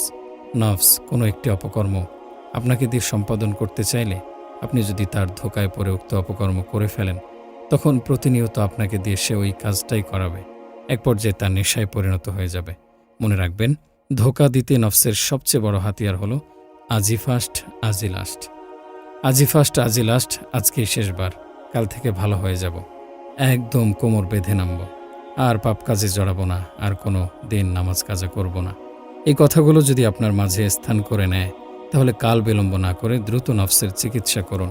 কেননা এগুলো স্রেফ নফস আর শয়তানের ধোঁকা। এই ধোঁকায় পড়ে থাকলে কখনো গুনাহের রাজ্য থেকে ফিরে আসা হবে না। কাল কাল করতে করতেই বেজে যাবে পরকালের ঘণ্টা, ফেরা আর হবে না। ফিরবো ফিরবো বলে ফিরে যেতে হবে সৃষ্টির উপাদান সেই মাটিতেই। নফস ঠিক তো সব ঠিক। আসসালামু আলাইকুম। আশা করি আল্লাহর অশেষ রহমতে আপনারা সকলে ভালো আছেন। একটি গাড়ি, তার রয়েছে বিভিন্ন পার্টস, সাথে থাকে তার মূল ইঞ্জিন, যা ছাড়া পুরো গাড়িটাই অস্তিত্বহীন। ইঞ্জিনের উপর নির্ভরশীল গাড়ির পুরোটা বডি। অপরদিকে পুরো গাড়িটা নিয়ন্ত্রণ করে একজন ড্রাইভার। ড্রাইভার যেভাবে চালাবে গাড়িটাও সেভাবেই চলবে। সে যদি আস্তে চালায় গাড়িটাও আস্তেই চলবে, সে যদি জোরে চালায় গাড়িটাও জোরে চলবে। সে চাইলে গাড়িতে হালাল পণ্য বহন করতে পারে, আবার হারাম পণ্য বহন করতে পারে। চাইলে ভালো কাজে ব্যবহার করতে পারে, আবার খারাপ কাজেও ব্যবহার করতে পারে। মোট কথা, পুরো গাড়িটাই ওই ড্রাইভারের নিয়ন্ত্রণে। ঠিক আমরাও এই গাড়ির মতোই। গাড়ির যেমন বডি রয়েছে, ঠিক আমাদেরও রয়েছে এক মানব দেহ। গাড়ির যেমন ইঞ্জিন রয়েছে, ঠিক আমাদেরও একটি ইঞ্জিন রয়েছে। গাড়ির যেমন চালক রয়েছে, ঠিক আমাদেরও রয়েছে কোনো এক নিয়ন্ত্রক। আমরা দেহ বিশিষ্ট একজন মানুষ। আমাদের মূল ইঞ্জিন হচ্ছে রূহ, আর আমাদের পুরো দেহের নিয়ন্ত্রক চালক হচ্ছে নফস। অর্থাৎ আমাদের শরীরের ড্রাইভার হচ্ছে নফস। যেমনইভাবে একজন ড্রাইভার পুরো গাড়িটা নিয়ন্ত্রণ করে, তেমনি নফস আমাদের পুরো দেহটা নিয়ন্ত্রণ করে। তাই নফস যেভাবে ইচ্ছা সেভাবেই আমাদের চালানোর চেষ্টা করে। এজন্য আমাদের উচিত আমাদের ড্রাইভারকে ভালোভাবে প্রশিক্ষণ দেয়া। গাড়ির ড্রাইভারকে যদি ঠিকঠাক প্রশিক্ষণ দেয়া না হয়, তাহলে যেমনইভাবে অ্যাক্সিডেন্ট হওয়ার সমূহ সম্ভাবনা থাকে, ঠিক তদ্রূপ আমাদের নফসকে যদি আমরা ঠিকঠাক প্রশিক্ষণ না দিই, তাহলে আমাদের জীবনেও অ্যাক্সিডেন্টের আশঙ্কা সুনিশ্চিত। একজন মাতাল ড্রাইভার যেমনইভাবে তার গাড়ির জন্য আশঙ্কাজনক, তদ্রূপ নফসে আম্মারাও আমাদের জন্য খুবই আশঙ্কাজনক। একজন মাতাল ড্রাইভার সবসময় চাইবে তার গাড়িটাকে ব্যবহার করে হারাম পণ্য ব্যবহার করতে। তদ্রূপ আমাদের নফসে আম্মারাও সবসময় চায় আমাদের ব্যবহার করে খারাপ কাজ সম্পাদিত করতে। তাই সর্বপ্রথম আমাদের নফসকে ইসলাহ করতে হবে। ড্রাইভারকে ঠিক না করলে যেমনইভাবে গাড়িটি নিরাপদ নয়, তেমনি আমাদের নফসকে ইসলাহ না করা অবধি আমরা নিজেরাও নিরাপদ নই। কে না চায় নিরাপদে থাকতে? সবাই চায় নিরাপদে থাকতে। এজন্য সবাই যানবাহন ব্যবহার করার পূর্বে দেখে নেয় ড্রাইভার ঠিকঠাক কিনা, সে প্রশিক্ষণ প্রাপ্ত কিনা। তাই তো দেখা যায় প্রশাসন কর্তৃক বিভিন্ন চেকপোস্টে গাড়ি থামিয়ে ড্রাইভারকে পরীক্ষা করা হয়। দেখা হয় ড্রাইভার নেশা টেশা করছে কিনা। যদি সে নেশাগ্রস্ত হয়, তখন সেখানে তাকে আটকে দিয়ে তার বিরুদ্ধে আইনানুগ ব্যবস্থা নেওয়া হয়। কেননা একজন ড্রাইভার পুরো গাড়িটা নিয়ন্ত্রণ করে। এখন ড্রাইভার যদি হয় মাতাল, তখন গাড়িটি নিয়ন্ত্রণ হারানোর সমূহ সম্ভাবনা তো থেকেই যায়। এটা আমরা সবাই বুঝি এবং মানি। এ ব্যাপারে পরিপূর্ণ সতর্কতা অবলম্বন করি। কিন্তু আফসোসের বিষয়, আমাদের জীবনের প্রধান ড্রাইভার নফসের ব্যাপারে খুব উদাসীন। আমাদের সব কিছুর নিয়ন্ত্রক যে মাতাল হয়ে পড়ে আছে, সেদিকে কারো কোনো ভ্রুক্ষেপ নেই। আমাদের জীবনকে অতিষ্ঠ করার জন্য এই নফসই যথেষ্ট। তাই সর্বপ্রথম আমাদের নফসকে ইসলাহ করতে হবে, নফসকে ঠিক করতে হবে। নফস ঠিক তো সবই ঠিক, নফস ঠিক নয় কোনো কিছুই ঠিক নয়। আমরা ইতিপূর্বে জানতে পারলাম নফস ঠিক তো সব ঠিক। নফসের বেড়াজাল থেকে মুক্তির জন্য অবশ্যই তাকে প্রশিক্ষণ দিতে হবে। নফস মাতাল হয়ে যেন আমাদের জন্য আশঙ্কাজনক না হয়, সেদিকে নজর রাখতে হবে। এজন্য যত কষ্টই হোক নফসের বিরুদ্ধে যেতেই হবে, নফসের বিরুদ্ধে লড়াই করতে হবে, নফসকে নিয়ন্ত্রণ করতে হবে, অসুস্থ নফসকে আবার সুস্থ করে তুলতে হবে। যখন নফস চাইবে একটু টিভি দেখি, খারাপ খারাপ সিন দেখি, তখন নফসকে বারণ করে রাখতে হবে। তার চাহিদার মূল্যায়ন না করে তার বিপরীত করতে হবে, যদিও তার কষ্ট হয়। সূচনাকালে কষ্ট কিছুটা হবেই, কেননা টিভি দেখা তার অভ্যাসে পরিণত হয়েছে। আর অভ্যাস হুট করে স্বাভাবিক হয় না, হুট করে অভ্যাস থেকে বেরিয়ে আসা যায় না। তাই যতক্ষণ না টিভি দেখবে ততক্ষণ পর্যন্ত নফসের শান্তি আসবে না। হাহুতাশ করতে থাকবে, অস্বস্তি বোধ করতে থাকবে। নফস যতই কষ্ট পাক, যতই হাহুতাশ করুক, থমকে গেলে চলবে না। নফসের হাহুতাশ, নফসের অস্বস্তি দেখে নফসের চাহিদার গুরুত্ব দিলে আপনি শেষ। নফস একটি দুর্বল সিংহ। যখন আপনি এর বিরোধিতা করবেন তখন সিংহ নামক নফস বিড়ালে পরিণত হবে। তাই আপনার প্রচেষ্টা থেমে গেলে চলবে না।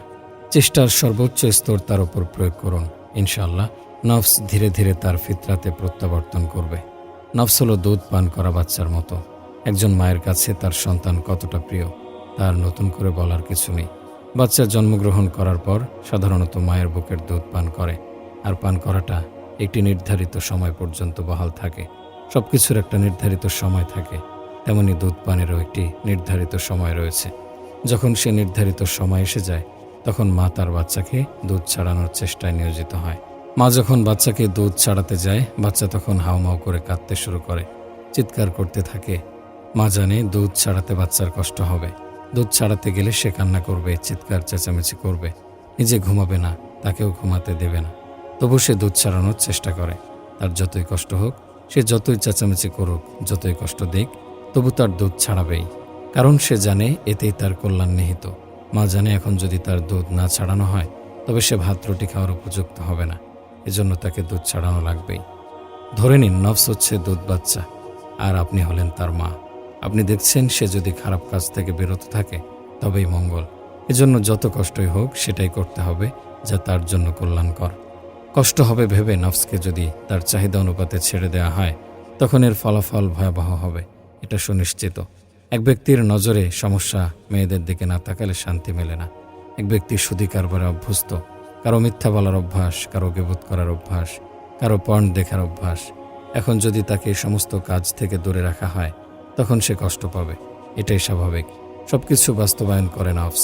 এখন যদি তার কর্মে বাধা দেওয়া হয় তখন কিঞ্চিত ব্যথিত তো হবেই। এখন যদি নফসের কষ্টের কথা ভেবে তাকে সকল কৃতকর্মে ছেড়ে দেওয়া হয় তবে কোনো দিন অপকর্ম থেকে সে বের হয়ে আসতে পারবে না। আজীবন পাপের সমুদ্রে সাঁতার কাটতে হবে। এজন্য পাপ কাজ থেকে বের হয়ে আসার জন্য নফসের বিরুদ্ধে যাওয়াটা অতীব প্রয়োজনীয়। যত কষ্টই হোক নফসের বিরুদ্ধে লড়াই চালিয়ে যেতে হবে, যত কষ্টই হোক তার বিরোধিতা করতেই হবে। আমরা বলছি নফস ঠিক তো সব ঠিক। নফসের গোলামি করাও এক প্রকার শিরক। আসসালামু আলাইকুম বন্ধুরা, আশা করি আপনারা সকলেই ভালো আছেন। শিরক পিপিলিকার পদধ্বনির চেয়েও সূক্ষ্ম, যা থেকে মুক্ত থাকা অত্যন্ত কঠিন। আল্লাহ তাআলা কোরআনুল কারিমের অনেক জায়গায় বারবার শিরক করা থেকে বিরত থাকতে বলেছেন। আল্লাহ তাআলা সকল গুনাহ মাফ করলেও শিরকের গুনাহ কখনো মাফ করবেন না। যারা শিরক করবে তাদের শাস্তিও মারাত্মক। আসুন জেনে নেই শিরকের ব্যাপারে আল্লাহ সুবহানাহু ওয়া তাআলা কি বলেন। নিশ্চয় আল্লাহ তার সাথে শরিক করা ক্ষমা করবেন না, এটা ছাড়া অন্য সব যাকে ইচ্ছে মাফ করবেন, এবং যে আল্লাহর সাথে শরিক করল সে এক মহা অপবাদ আরোপ করল। শিরক মানুষকে ধ্বংস করে দেয়, শিরক এক ভয়াবহ গুনাহ। শিরক থেকে বেঁচে থাকতে রাসূল সাল্লাল্লাহু আলাইহি সাল্লাম বারংবার সতর্ক করেছেন। কিন্তু তবু আজকাল আমরা শিরকে লিপ্ত হয়ে যাই, জেনে অথবা না জেনে, বুঝে অথবা না বুঝে। বিভিন্ন সময় শিরকের মতো জঘন্য পাপ করে বসি। যা হোক, আমার আলোচ্য বিষয় হচ্ছে নফস।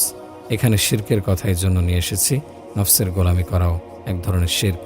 কোরআনে আল্লাহ পাক বলেন, আপনি কি তার প্রতি লক্ষ্য করেছেন যে তার কুপ্রবৃত্তিকে সে উপাস্য স্থির করেছে? এ আয়াতের দ্বারা বোঝা যায় কুপ্রবৃত্তির অনুসরণ করা, তার গোলামি করাও এক ধরনের শিরক। আর এটা এভাবে যে আল্লাহ তাআলার নির্দেশ ওয়া আকিমুস-সালাহ, তোমরা নামাজ কায়েম করো, আর নফস বলে নামাজ রেখে খেলতে যা। আল্লাহ তাআলার নির্দেশ ওয়া আতুজ যাকাহ, তোমরা যাকাত প্রদান করো, আর নফস বলে যাকাত দিস না, মাল কমে যাবে। আল্লাহ তাআলার নির্দেশ তোমরা রমজান মাসের রোজা রাখো, আর নফস বলে রোজা রাখলে শুকিয়ে যাবে, তোর কষ্ট হবে। আল্লাহ তাআলার নির্দেশ তোমরা বাইতুল্লাহ শরীফের হজ করো, আর নফস বলে আরে এত কষ্ট করার কি দরকার, কষ্ট করার দরকার নেই, হজ করারও দরকার নেই। আল্লাহ তাআলার নির্দেশ লা তাকরাবুজ জিনা, তোমরা জিনার নিকটবর্তী হও না, আর নফস বলে মেয়েদের পিছনে ছুটতে হবে, তাদের সাথে হারাম সম্পর্কে জড়াতে হবে, ভোগ করতে হবে, নিজের যৌন চাহিদা মেটাতে হবে। লক্ষ্য করে দেখুন, নফসে আম্মারা বিশ্বু আল্লাহ তাআলার বিপরীত হুকুম প্রদান করছে। আল্লাহ তাআলা প্রত্যেক সৎ কাজের আদেশ প্রদান করেছেন, আর নফস সেখানে বিপরীত নির্দেশ দিচ্ছে। নফস প্রতিটি ক্ষেত্রে আল্লাহ তাআলার হুকুমের বিরোধিতা করছে। এ কারণেই তো আল্লাহ তাআলা বলেছেন, আপনি কি তার প্রতি লক্ষ্য করেছেন যে তার কুপ্রবৃত্তিকে ইলাহ বানিয়েছে। এই আয়াতকে সামনে রেখে অনেক বড় বড় স্কলারগণ বলেছেন নফসের গোলামি করাও শিরক। নফস আপনাকে আদেশ করছে, আর আমি তা বাস্তবায়ন করছি। এখন আপনি যদি নফসের হুকুম মান্য করে চলেন, তার চাহিদার মূল্যায়ন করেন, তবে এটা হবে নফসের গোলামি। আর যদি আল্লাহ তাআলার হুকুম মান্য করেন, তখন এটা হবে আল্লাহ তাআলার গোলামি। এখন আপনি নিজেই নিজেকে প্রশ্ন করুন, আপনি কার গোলামি করছেন, নফসের নাকি সে রবের? আল্লাহ তাআলা বলেন, তোমরা নামাজ আদায় করো, আর নফস বলে শীতের সকাল, ঘুম থেকে ওঠার দরকার নেই, আর একটু ঘুমা, মজা পাবে। তখন আপনি যদি নফসের হুকুম উপেক্ষা করে আরামের নিদ্রা ত্যাগ করে নামাজে দাঁড়িয়ে যেতে পারেন, তবে সেটা হবে আল্লাহর গোলামি। আর যদি নফসের কথা মতো কম্বল টানা দিয়ে শুয়ে পড়েন, তখন সেটা হবে নফসের গোলামি। আপনি যদি সর্বদা নফসের হুকুম মানতে শুরু করে দেন, তখন সেটা তার গোলামির পরিচয় বহন করবে। শরীয়তের যত বিধিবিধান রয়েছে তা পালন করা আমাদের উপর আবশ্যক, আর আমরা তা পালন করার জন্য সর্বদাই চেষ্টা করি। যখন আমি ওই বিধিবিধান পালন করতে যাই, তখন সেখানে নফস এসে বাধা হয়ে দাঁড়ায়, সে বিপরীত হুকুম প্রদান করে। তখন আমি যদি তার হুকুম মান্য করে তার ফাঁদে পা দিয়ে দেই, তখন সেটা হবে তার গোলামি। আর আমরা ইতিপূর্বে জানতে পেরেছি নফসের গোলামি করাটাও এক ধরনের শিরক।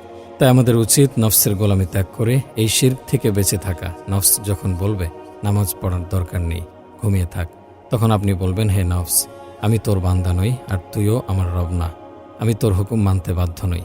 আমার আল্লাহ বলেছেন নামাজ পড়তে, এখন আমার যত কষ্টই হোক, যত ঠান্ডায় লাগুক, আমি অবশ্যই আমার রবের হুকুম মানতে এক পায়ে দাঁড়িয়ে। তুই আমার রব না, আমিও তোর বান্দা না, সুতরাং আমি তোর হুকুম মানতে বাধ্য নই। সর্বোপরি একটা কথাই বলবো, নফসের গোলামি করে শিরকের মতো জঘন্য পাপে আমরা যেন জড়িয়ে না যাই। কারাবন্দী দুজন অপরাধী কখনো একজন আরেকজনের জামিন হতে পারে না, কেননা দুজনই কারাবন্দী। বন্দিশালায় অবস্থান করে একজন আরেকজনের জামিন হওয়া দুষ্কর ব্যাপার। এজন্য জামিন হতে হলে বাইরের কাউকে প্রয়োজন হবে, মুক্ত স্বাধীন ব্যক্তিত্বের প্রয়োজন হবে, যে কিনা জামিন হয়ে তাকে ছাড়ানোর ব্যবস্থা করবে। একজন অপরাধী যেমনইভাবে আরেকজন অপরাধীকে কারামুক্ত করতে পারে না, ঠিক তদ্রূপ নিজের ভিতরে নফসে আম্মারাকে লালন করে নিজেকে পরিশুদ্ধ করা যাবে না, তার বেড়াজাল থেকে নিজেকে মুক্ত করা যাবে না। লাগামহীন নফসকে নিজের মধ্যে পুষে কখনো নিজেকে পাপ কাজ থেকে বিরত রাখা যাবে না, কেননা সে নিজেই অপরাধী, সে নিজেই পাপের দিকে আমাদের ধাবিত করে। তো যেটা বলছিলাম, আমরা যদি নিজেদের মধ্যে শুধুমাত্র আম্মারার গুণাবলী লালন করি, তখন এর থেকে পরিত্রাণ পাওয়া আমাদের জন্য খুবই কষ্টকর হবে, কারণ সে নিজেই অপরাধী। তাই আমাদের উচিত ভালো একজন প্রতিপক্ষ তার সামনে দাঁড় করানো। একজন অপরাধীকে কারামুক্ত করার জন্য যেমনইভাবে একজন ভালো উকিলের প্রয়োজন হয়, তেমনি আমাদের নফসে আম্মারার বেড়াজাল থেকে নিজেকে মুক্ত করতে হলে আম্মারার সম্মুখে একজন ভালো প্রতিপক্ষ দাঁড় করাতে হবে। আর সে প্রতিপক্ষ হচ্ছে নফসে মুতমাইন্না। যখন আপনি আম্মারার সামনে মুতমাইন্নাকে দাঁড় করিয়ে দেবেন, তখন একজন আরেকজনের বিরুদ্ধে লড়াই করবে। আম্মারার প্রতিপক্ষ মুতমাইন্না, আর মুতমাইন্নার প্রতিপক্ষ হচ্ছে আম্মারা। প্রতিপক্ষ তখনই দাঁড় করাতে পারবেন যখন নিজের মধ্যে মুতমাইন্নাকে লালন করতে পারবেন। মুতমাইন্নাকে লালন করতে পারলেই সে তখন আম্মারার সাথে মোকাবেলা করতে পারবে। প্রতিযোগিতায় বিজয়ী হওয়ার জন্য সঠিক সিদ্ধান্ত, উত্তম পরিকল্পনা ও কঠোর শ্রমের প্রয়োজন হয়, তবেই উক্ত প্রতিযোগিতায় জয়ী হওয়া যায়। তো নফসে আম্মারা এবং নফসে মুতমাইন্না এর প্রতিযোগিতাও এরকমই হবে। আমি অবশ্যই চাইব নফসে আম্মারার উপর নফসে মুতমাইন্না বিজয়ী হোক। তাই যেহেতু আমাদের লক্ষ্য বিজয়ী হওয়া, সেহেতু সঠিক সিদ্ধান্ত, উত্তম পরিকল্পনা এবং কঠোর শ্রম তো দিতেই হবে। যেহেতু নফসে আম্মারা শুধুমাত্র আমাদের ক্ষতি সাধন করে, সেহেতু তার বিরুদ্ধে বিজয় অর্জন করার সঠিক সিদ্ধান্ত নিতে হবে। অতঃপর কিভাবে নফসে আম্মারার কার্যাবলী উৎখাত করা যায় সেজন্য উত্তম পরিকল্পনা করতে হবে। অতঃপর কিছু দুঃখ কষ্ট বহন করে সেভাবেই নফসে আম্মারার বিরুদ্ধে লড়ে যেতে হবে। সাধারণত যখন আম্মারা আপনাকে আমাকে খারাপ কাজের দিকে ধাবিত করতে চায় তখন মুতমাইন্না এসে বাধা প্রদান করে। আম্মারা বলে, যা সিনেমা দেখে আয়, মজা পাবি। তখন মুতমাইন্না বলে, না যাস না, এটা খুবই গর্হিত একটি কাজ, এই কাজের দরুন তোকে জাহান্নামের আগুনে জ্বলতে হবে।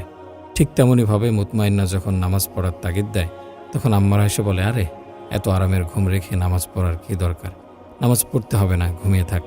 এটাই হচ্ছে মুতমাইন্না এবং আম্মারার মোকাবেলা, যাকে বলা হয় কারাবন্দী এবং মুক্ত স্বাধীনের মোকাবেলা। এ মোকাবেলায় সেই বিজয়ী হবে যে প্রতিপক্ষ হিসেবে মজবুত। এজন্য আপনি আমি যদি নফসে আম্মারার ওপর নফসে মুতমাইন্নাকে বিজয়ী করতে চাই তবে নফসে মুতমাইন্নাকে সেরকম মজবুত করেই রাখতে হবে। যদি সে দুর্বল হয় তবে সে আম্মারার কাছে পরাজিত হয়ে যাবে। তখন আম্মারা আপনাকে আমাকে ব্যবহার করে শুধু খারাপ কাজই করাবে। তবে মুতমাইন্নাকে যদি মজবুতভাবে তার সামনে দাঁড় করানো যায় তখন সে পরাজয় বরণ করতে বাধ্য। এজন্য আম্মারার বেড়াজাল থেকে নিজেকে মুক্ত করতে হলে আমাদের সর্বপ্রথম মুতমাইন্নাকে মজবুত করতে হবে। অতঃপর আম্মারার সামনে তাকে দাঁড় করাতে হবে। একটা কথা না বললেই নয়, মানুষের ফিতরাত হচ্ছে প্রশান্ত আত্মা, ভালো নফস। সুতরাং নফসে মুতমাইন্না সবার মধ্যেই বিদ্যমান, কিন্তু নফসের ওপর লাগাম না থাকায়, তার ব্যাপারে উদাসীন থাকায় নফস তার ফিতরাতের গণ্ডি পেরিয়ে আম্মারায় পরিণত হয়ে যায়। নফসের খোরাক, রুহের খোরাক। আসসালামু আলাইকুম বন্ধুরা, আশা করি আপনারা সকলেই ভালো আছেন। যখনই আমাদের গুনাহ এর পাল্লা ভারী হয়ে যায় তখন নফস ধীরে ধীরে শক্তিশালী হয় বটে, তবে আমাদের রুহ দুর্বল হয়ে পড়ে। গুনাহের কারণে রুহ তার সজীবতা হারিয়ে ফেলে, রুহ অসুস্থ হয়ে পড়ে, যাকে আমরা রুহানি বেমার বলে থাকি। রুহানি বেমার এমনি এমনি হয় না, তা গুনাহের কারণে হয়ে থাকে। নফসের প্রধান হাতিয়ার হলো শরীর। শরীর আর রুহ একটি অপরটির সম্পূর্ণ বিপরীত। যেমন যেসব কাজের দ্বারা শরীর দুর্বল হয়ে যায় সেসব কাজের দ্বারা রুহ শক্তিশালী হয়, আর যেসব কাজের দ্বারা রুহ শক্তিশালী হয় সেসব কাজের দ্বারা শরীর দুর্বল হয়ে যায়। উদাহরণস্বরূপ বলা যেতে পারে, সাধারণত রোজা রাখলে শরীর দুর্বল হয়ে যায়, কিন্তু রোজার দ্বারা আমাদের রুহ শক্তিশালী হয়। অন্যদিকে বাহ্যিক দৃষ্টিতে যদিও বেশি খাবারের দ্বারা আমাদের শরীর শক্তিশালী হয়, কিন্তু বেশি খাবারের দ্বারা রুহ দুর্বল হয়ে পড়ে। আমরা নফসের ক্ষুধা ঠিকই নিবারণ করছি, রুহের ক্ষুধা নয়। নফসকে নিয়মিত খাবার দিচ্ছি, কিন্তু রুহকে নয়। এতে করে দিন দিন নফস সবল হয়ে যাচ্ছে, অপরদিকে রুহ দুর্বল হয়ে পড়ছে।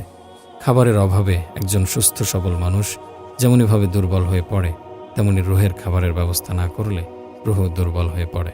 নফসের খাবার হচ্ছে শাহওয়াতে নফসানিয়া, মনের কুপ্রবৃত্তি, খারাপ কাজ। অপরদিকে রুহের খাবার হচ্ছে নেক কাজ। আপনি যত বেশি নেক কাজ করবেন রুহ তত বেশি সতেজ হয়ে উঠবে। অপরদিকে আপনি যত বেশি বদ কাজ করবেন নফস তত বেশি সতেজ হয়ে উঠবে, আর নফস সতেজ হলে তার বিরুদ্ধে বিজয় অর্জন করা খুবই কষ্টকর। রুহকে সতেজ করতে হলে আমাদেরকে বেশি বেশি জিকির করতে হবে, কেননা জিকির হলো রুহের খোরাক। পক্ষান্তরে নফসকে দমিয়ে রাখার জন্য আমাদেরকে বেশি বেশি রোজা রাখতে হবে, কেননা রোজা নফসকে দুর্বল করতে অগাধ ভূমিকা রাখে।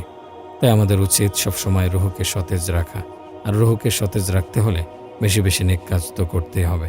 যখন আপনার রুহ পরিপূর্ণভাবে সতেজ হয়ে যাবে তখন সেখানে নফস তার নেতৃত্ব হারাবে। নফস কখনোই আপনার মাঝে প্রভাব বিস্তার করতে পারবে না, আর নফস যখন প্রভাব বিস্তার করতে পারবে না তখন বদকাজের চিন্তাভাবনা এমনি দূরীভূত হয়ে যাবে। নফস মানুষের দেহের অন্যান্য অঙ্গ প্রত্যঙ্গের মতো নয়, তার রয়েছে কিছু স্বতন্ত্র বৈশিষ্ট্য। সাধারণত আমাদের দেহে যতগুলো অঙ্গ প্রত্যঙ্গ রয়েছে তার প্রত্যেকটি নিজ নিজ ভূমিকা পালন করে যাচ্ছে, আর তাদের ভূমিকা পালন করতে সহায়তা করছে নফস। নফসের রয়েছে অনুভূতি শক্তি, সে সব কিছু অনুভব করতে পারে। তার রয়েছে কল্পনা শক্তি, সে সব কিছু কল্পনা করতে পারে। তার রয়েছে যে কোনো ক্ষেত্রে সিদ্ধান্ত নেওয়ার শক্তি। সেই সুবাদে সে যখন কোনো সিদ্ধান্ত নেয় তখন সেটা বাস্তবায়ন করার জন্য শরীরের অন্যান্য অঙ্গ প্রত্যঙ্গ ব্যবহার করে থাকে। যেমন নফস যখন লাগামহীন হয়ে যায় তখন সে সিদ্ধান্ত নেয় চুরি করবে। সেই সিদ্ধান্ত অনুযায়ী তা বাস্তবায়ন করণার্থে তখন দেহের অন্যান্য অঙ্গ প্রত্যঙ্গ ব্যবহার করে থাকে। এটাই ভাবে যে চুরি করার জন্য অবশ্যই তাকে ওই স্থানে যেতে হবে যেখানে সে চুরি করবে। এজন্য তাকে হেঁটে হেঁটে তার লক্ষ্যে পৌঁছাতে হয়। এক্ষেত্রে প্রথমত সে পাকে ব্যবহার করে, অতঃপর রাস্তা চিনে যাওয়ার জন্য চোখকে ব্যবহার করে। এমনইভাবে হাতসহ আরও কিছু অঙ্গ প্রত্যঙ্গ ব্যবহার করে সে তার কৃত পরিকল্পনা বাস্তবায়ন করে। মোট কথা নফস হলো রাজা, আর দেহের অন্যান্য অঙ্গ প্রত্যঙ্গ হচ্ছে তার সিপাহী। নফস হচ্ছে মালিক আর অন্যান্য অঙ্গ প্রত্যঙ্গ হচ্ছে তার শ্রমিক। মালিক যা আদেশ করে শ্রমিক তাই করে। শ্রমিক আদেশ পাওয়ার পর ভেবে দেখে না কোনটা তার মালিকের জন্য ভালো আর কোনটা খারাপ। আদেশ পাওয়ার পর সাথে সাথে তা বাস্তবায়নে মরিয়া হয়ে ওঠে। পক্ষান্তরে আমাদের দেহের অন্যান্য অঙ্গ প্রত্যঙ্গের কোনো ধরনের অনুভূতি শক্তি নেই। নেই কোনো সিদ্ধান্তের শক্তি। অনুভূতি শক্তি তো নফসের এক স্বতন্ত্র বৈশিষ্ট্য। নফস তার অনুভূতি শক্তি কাজে লাগিয়ে যে কোনো সিদ্ধান্তে স্থির হয়, অতঃপর তা বাস্তবায়নে শরীরের অন্যান্য অঙ্গ প্রত্যঙ্গ ব্যবহার করে। তাই আমাদের শরীরের অন্যান্য অঙ্গ প্রত্যঙ্গ দ্বারা যে কোনো কাজ করার আগে তা নিয়ে চিন্তা ভাবনা করা উচিত, যাতে এসব অঙ্গ প্রত্যঙ্গের দ্বারা কোনো গুনাহের কাজ সম্পন্ন না হয়। আমাদের শরীরের এমন কতক অঙ্গ প্রত্যঙ্গ রয়েছে যাদের বদৌলতে নফস তার হীনচরিতার্থ বাস্তবায়ন করে, যাদের সাহায্যে খুব সহজেই তার মনোবৃত্তি পূরণ করে। ওইসব অঙ্গ প্রত্যঙ্গকে বলা যায় নফসের হাতিয়ার। নফসের অনেকগুলো হাতিয়ার রয়েছে, তার মধ্যে উল্লেখযোগ্য হলো চোখ। নফসের সবচেয়ে বড় হাতিয়ার হচ্ছে চোখ। নফস চোখকে ব্যবহার করে তার মনোবৃত্তি পূরণ করছে। নজর হচ্ছে শয়তান এবং নফসের তীর। এর দ্বারা তারা শিকার করে বনি আদমকে, বরবাদ করে বনি আদমের ঈমান ও আমল, ফাঁসিয়ে দেয় পাপের চোরাবালিতে, ডুবিয়ে দেয় পাপের বিষাক্ত সাগরে। নফসের কাছে নজর নামক এই তীর বনি আদমকে শিকার করার সবচেয়ে সহজ অস্ত্র। মানুষ ভাবে একটু নজরই তো, ব্যাস।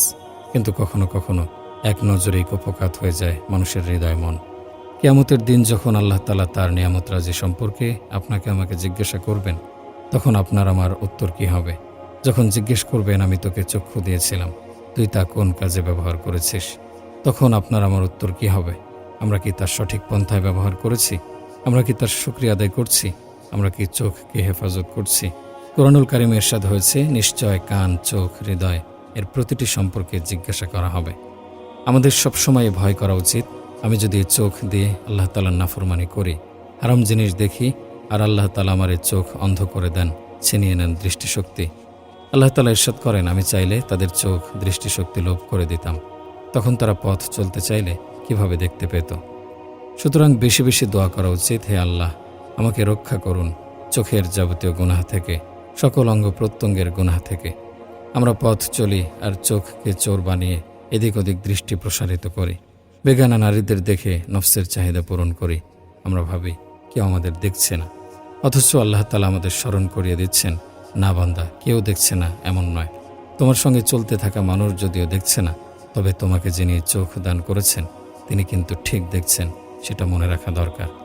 এ ব্যাপারে কোরআনে বর্ণিত হয়েছে, তিনি আল্লাহ জানেন চোখের চোরাচাহনি এবং সেই সব বিষয়ও যা বক্ষ দেশে লুকায়িত। আমার চোখ, আমি যদি তা আল্লাহর হুকুম মতো ব্যবহার না করি, হারাম জিনিস দেখি, তাহলে আমার চোখই কাল কিয়ামতের দিন আল্লাহ তাআলার দরবারে আমার নামে নালিশ করবে, হে আল্লাহ, সে আমার দ্বারা অমুক পাপ করেছে, অমুক হারাম বস্তুর দিকে তাকিয়েছে। এ ব্যাপারে কোরআনুল কারিমে ইরশাদ হয়েছে, তাদের কান, তাদের চোখ, তাদের ত্বক তাদের কৃতকর্ম সম্বন্ধে সাক্ষী দেবে তাদের বিরুদ্ধে।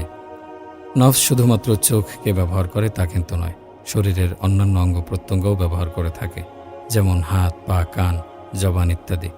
চোখেরও অন্যান্য অঙ্গ প্রত্যঙ্গের গুনাহ থেকে কিভাবে বাঁচতে পারি, সেজন্য আমাদের সবসময় সচেষ্ট থাকতে হবে। পাশাপাশি কোরআন হাদিসে বর্ণিত কার্যকরী কিছু পদ্ধতি অবলম্বন করলে আমরা চোখের গুনাহ সহ অন্যান্য গুনাহ থেকেও বেঁচে থাকতে পারব। আসুন নফসের প্ররোচনায় আমাদের দেহের অঙ্গ প্রত্যঙ্গ দ্বারা গুনাহ করার আগে এই কথাগুলো হৃদয়ে গেঁথে নেই। চোখ দিয়ে মানুষ দেখে, দেখার ক্ষেত্রে ভালো খারাপ দুটি দেখার সুযোগ রয়েছে। তাই চোখ দিয়ে খারাপ কোনো কিছু দেখার আগে এই ভাবনা মানুষকে গুনাহ করা থেকে বিরত রাখতে পারে। এই চোখই কিয়ামতের দিন এ অন্যায়ের ব্যাপারে নিজের বিরুদ্ধে সাক্ষ্য দেবে। হাতের উপর নির্ভর করে সে বিভিন্ন খারাপ কাজ আঞ্জাম দিয়ে থাকে। হাত দিয়ে মানুষ কাজ করে, ভালো মন্দ উভয় কাজই হাত দ্বারা করা যায়। সুতরাং হাত দিয়ে খারাপ কোনো কিছু করার আগে এই ভাবনা মানুষকে গুনাহ করা থেকে বিরত রাখতে পারে। এই হাতই কিয়ামতের দিন এ অন্যায়ের ব্যাপারে নিজের বিরুদ্ধে সাক্ষ্য দেবে। পা, নফস বিভিন্ন খারাপ কাজের জন্যই পাকে ব্যবহার করেই খারাপ কাজগুলো সম্পাদন করে। পা দিয়ে মানুষ চলাফেরা করে, ভালো মন্দ উভয় পথেই চলা সম্ভব। তাই পা দিয়ে খারাপ কোনো কিছুর দিকে ধাবিত হওয়া বা কোনো খারাপ কাজ করার প্রতি এগিয়ে যাওয়ার সময় এই ভাবনা মানুষকে গুনাহ করা থেকে বিরত রাখতে পারে। এই পাই কিয়ামতের দিন এই অন্যায় কাজের দিকে ধাবিত হওয়ার ব্যাপারে নিজের বিরুদ্ধে সাক্ষ্য দেবে। কান, এটা ব্যবহার করে গান বাজনা, অশ্লীল কথাবার্তা, অন্যের সমালোচনা সহ বিভিন্ন ধরনের খারাপ কাজে নফস তাকে ব্যবহার করে থাকে। কান দিয়ে শোনা যায়, মানুষ চাইলে ভালো কিছু শুনতে পারে, আবার খারাপ কথা কিংবা সংলাপও শুনতে পারে। তাই কান দিয়ে যদি খারাপ কোনো কিছু শোনার প্রতি আগ্রহ তৈরি হয়, তবে এই ভাবনা মানুষকে গুনাহ করা থেকে বিরত রাখতে পারে। এই কানই কিয়ামতের দিন মন্দ কিছু শোনার দিকে ধাবিত হওয়ার ব্যাপারে নিজের বিরুদ্ধে সাক্ষ্য দেবে। মুখ, এটা দ্বারা মিথ্যা বলা, গালাগালি করা, চগলখড়ি করা, অন্যের গীবত করা সহ আরও বিভিন্ন গুনাহ আঞ্জাম দিতে নফস এই মুখকে ব্যবহার করে থাকে। মুখ দিয়ে মানুষ কথা বলে, খাওয়া দাওয়া করে। এই মুখ দ্বারা যেসব অন্যায় কাজ সংঘটিত হবে সেসব কাজ সেদিন দৃশ্যমান হবে, নিজের বিরুদ্ধে কিয়ামতের ময়দানে সাক্ষ্য দেবে। সুতরাং মুখ দ্বারা কথা বলার সময়, খাওয়ার সময় এই চিন্তায় মানুষকে গুনাহের কাজ থেকে বিরত রাখতে পারে। মুখের কথা ও কাজ কিয়ামতের দিন নিজের বিরুদ্ধে দুনিয়ার কর্মকাণ্ডের ব্যাপারে সাক্ষ্য দেবে। সুতরাং হাত, পা, চোখ, কান, নাক, মুখ ইত্যাদি অঙ্গের দ্বারা যে কোনো কাজ করার আগে মানুষের জন্য এই চিন্তা করা খুব বেশি প্রয়োজন। আমি যে কাজ করছি কিয়ামতের দিন এসব অঙ্গই আমার বিরুদ্ধে সাক্ষ্য দেবে, কাজের বিবরণ দেবে। এ চিন্তা করলেই অঙ্গ প্রত্যঙ্গের গুনাহ থেকে নিস্তার পাওয়া যাবে ইনশাআল্লাহ। নফসের চিকিৎসা করুন, নয়তো পচন ধরবে। আসসালামু আলাইকুম বন্ধুরা, আশা করি আপনারা সকলেই ভালো আছেন। নোংরা পচা জিনিসের দুর্গন্ধ আমরা সহ্য করতে পারি না। আমরা কখনো দুর্গন্ধের ধারে কাছেও যাই না। সবসময় নোংরা পচা জিনিস থেকে নিজেকে দূরে রাখার চেষ্টা করি, কেননা নোংরা পচা দুর্গন্ধময় জিনিস থেকে আমাদের মধ্যে ব্যাকটেরিয়া ছড়িয়ে যেতে পারে। এজন্য অপারগ হয়ে কখনো যদি নোংরা পচা জিনিসকে হাত দিয়ে স্পর্শ করতে হয় অথবা নিজের অজান্তে পচা দুর্গন্ধময় জিনিস আমাদের গায়ে লেগে যায়, তখন কোনো ধরনের কালবিলম্ব ছাড়াই দ্রুত ওই জায়গা ধোয়ার জন্য ব্যস্ত হয়ে পড়ি। যতক্ষণ না ধৌত করছি ততক্ষণ পর্যন্ত স্বস্তি মেলে না, কারণ নোংরা পচা জিনিসই রোগ জীবাণুর কারখানা। এটা যদি আমাদের গায়ে লেগে যায় তখন ধৌত না করলে এটার প্রভাব আমাদের সারা শরীরে বিস্তার করবে, ফলে বিভিন্ন রোগে আক্রান্ত হওয়ার ঝুঁকি থেকেই যাবে। বাহ্যিক পচা দুর্গন্ধময় ময়লা আবর্জনা থেকে তো নিজেকে অনেকবার দূরে রাখার চেষ্টা করেছেন। কখনো কি নিজের দুর্গন্ধময় নফস থেকে নিজেকে দূরে রাখার চেষ্টা করেছেন? না, আমরা কেউ করি না। আর এটা সম্ভবও নয়, কারণ নফস আমাদের সাথেই রয়েছে, তার থেকে বিচ্ছিন্ন হওয়া অসম্ভব। তবে নফসের ময়লা আবর্জনা দুর্গন্ধ দূর করার উপকরণ রয়েছে বহু। আমরা চেষ্টা করলেই পারব নফসের যাবতীয় ত্রুটি বিচ্যুতি, যাবতীয় ময়লা আবর্জনা দূর করে নিজেকে পরিপূর্ণ পরিশুদ্ধ করতে। এখন হয়তো আপনার মনে প্রশ্ন জাগতে পারে, নফস আবার দুর্গন্ধময় হয় কিভাবে? আরে নফস যখন এত বেশি গুনাহ করে, গুনাহ করতে করতে এক পর্যায়ে সে লাগামহীন হয়ে যায়, তখন তার কাছে কোনো গুনাহ আর গুনাহ মনে হয় না, কোনো পাপ আর তার দৃষ্টিতে পাপ মনে হয় না। সর্বদা খারাপ কাজ করেও সে অনুতপ্ত হয় না। তখন বুঝে নেবেন ওই নফস অসুস্থ হয়ে পড়েছে, সে পাপ কাজ করতে করতে নিজেকে জখম করে ফেলেছে। আমরা জানি যে কোনো অসুস্থ বস্তুর চিকিৎসার প্রয়োজন পড়ে, তাই আমাদের নিয়মতান্ত্রিকভাবে গুনাহ হওয়ার পরও যখন গুনাহ মনে হয়নি তখন উচিত ছিল তাৎক্ষণিক চিকিৎসা করা, আত্মশুদ্ধি করে তার জখম দূর করা।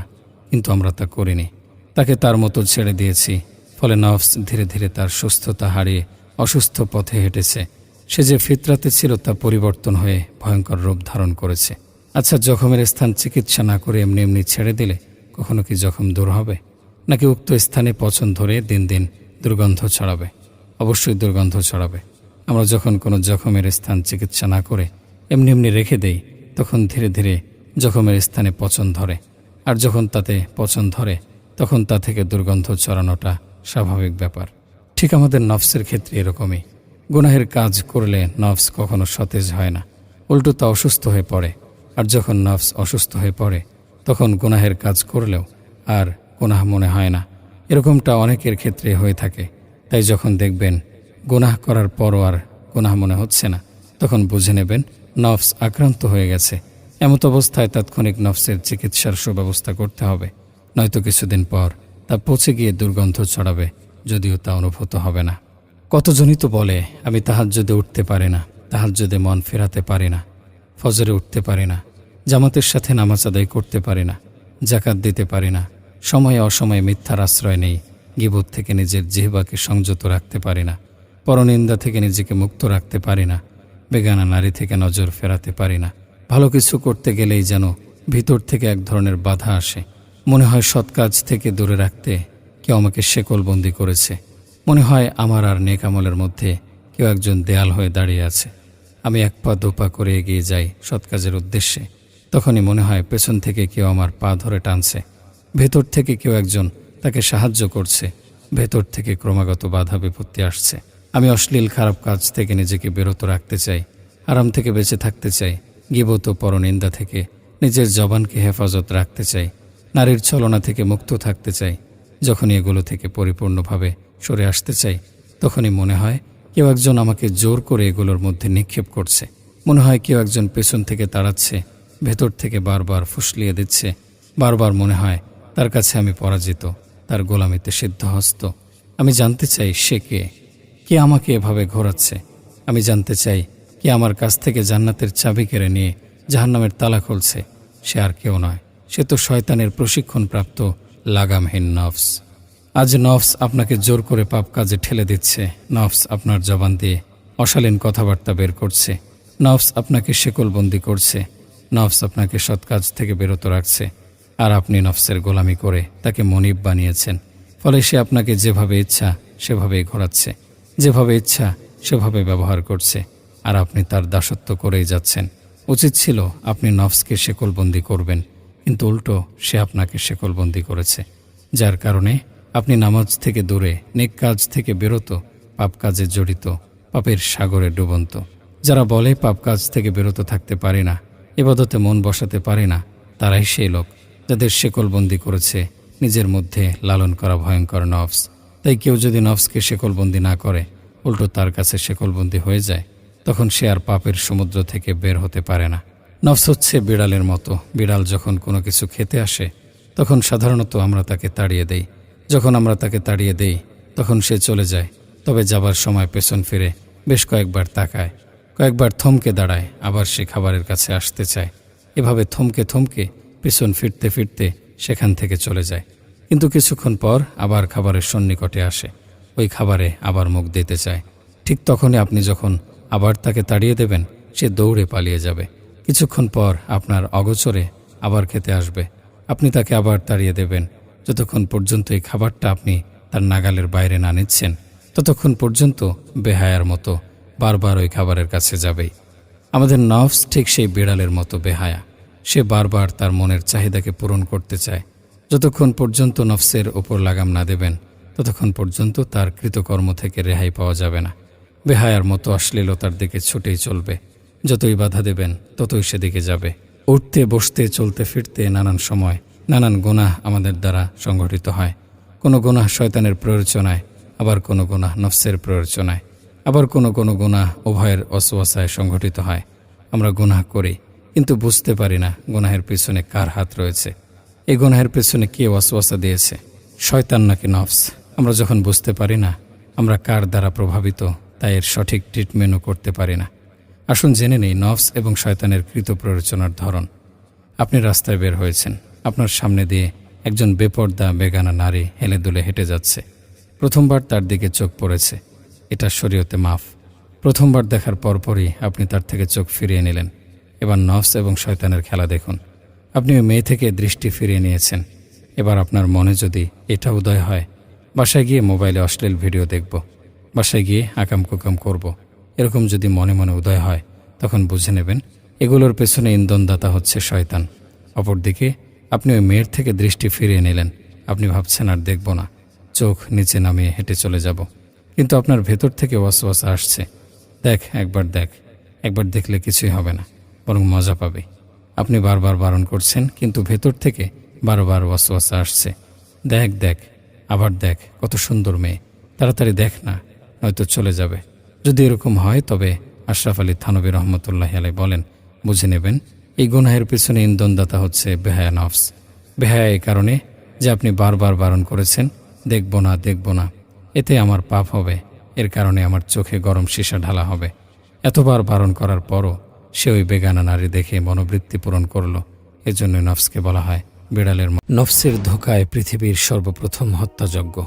আসসালামু আলাইকুম বন্ধুরা, আশা করি আপনারা সকলেই ভালো আছেন। আল্লাহ তাআলার আদেশ অমান্য করার পর তিনি হযরত আদম আলাইহিসসালাম ও হাওয়া আলাইহিসসালামকে পৃথিবীতে পাঠিয়ে দেন। পৃথিবীতে আগমনের পর হযরত আদম আলাইহিসসালাম ও হাওয়া আলাইহিসসালামের সন্তান জন্ম হতে লাগলো।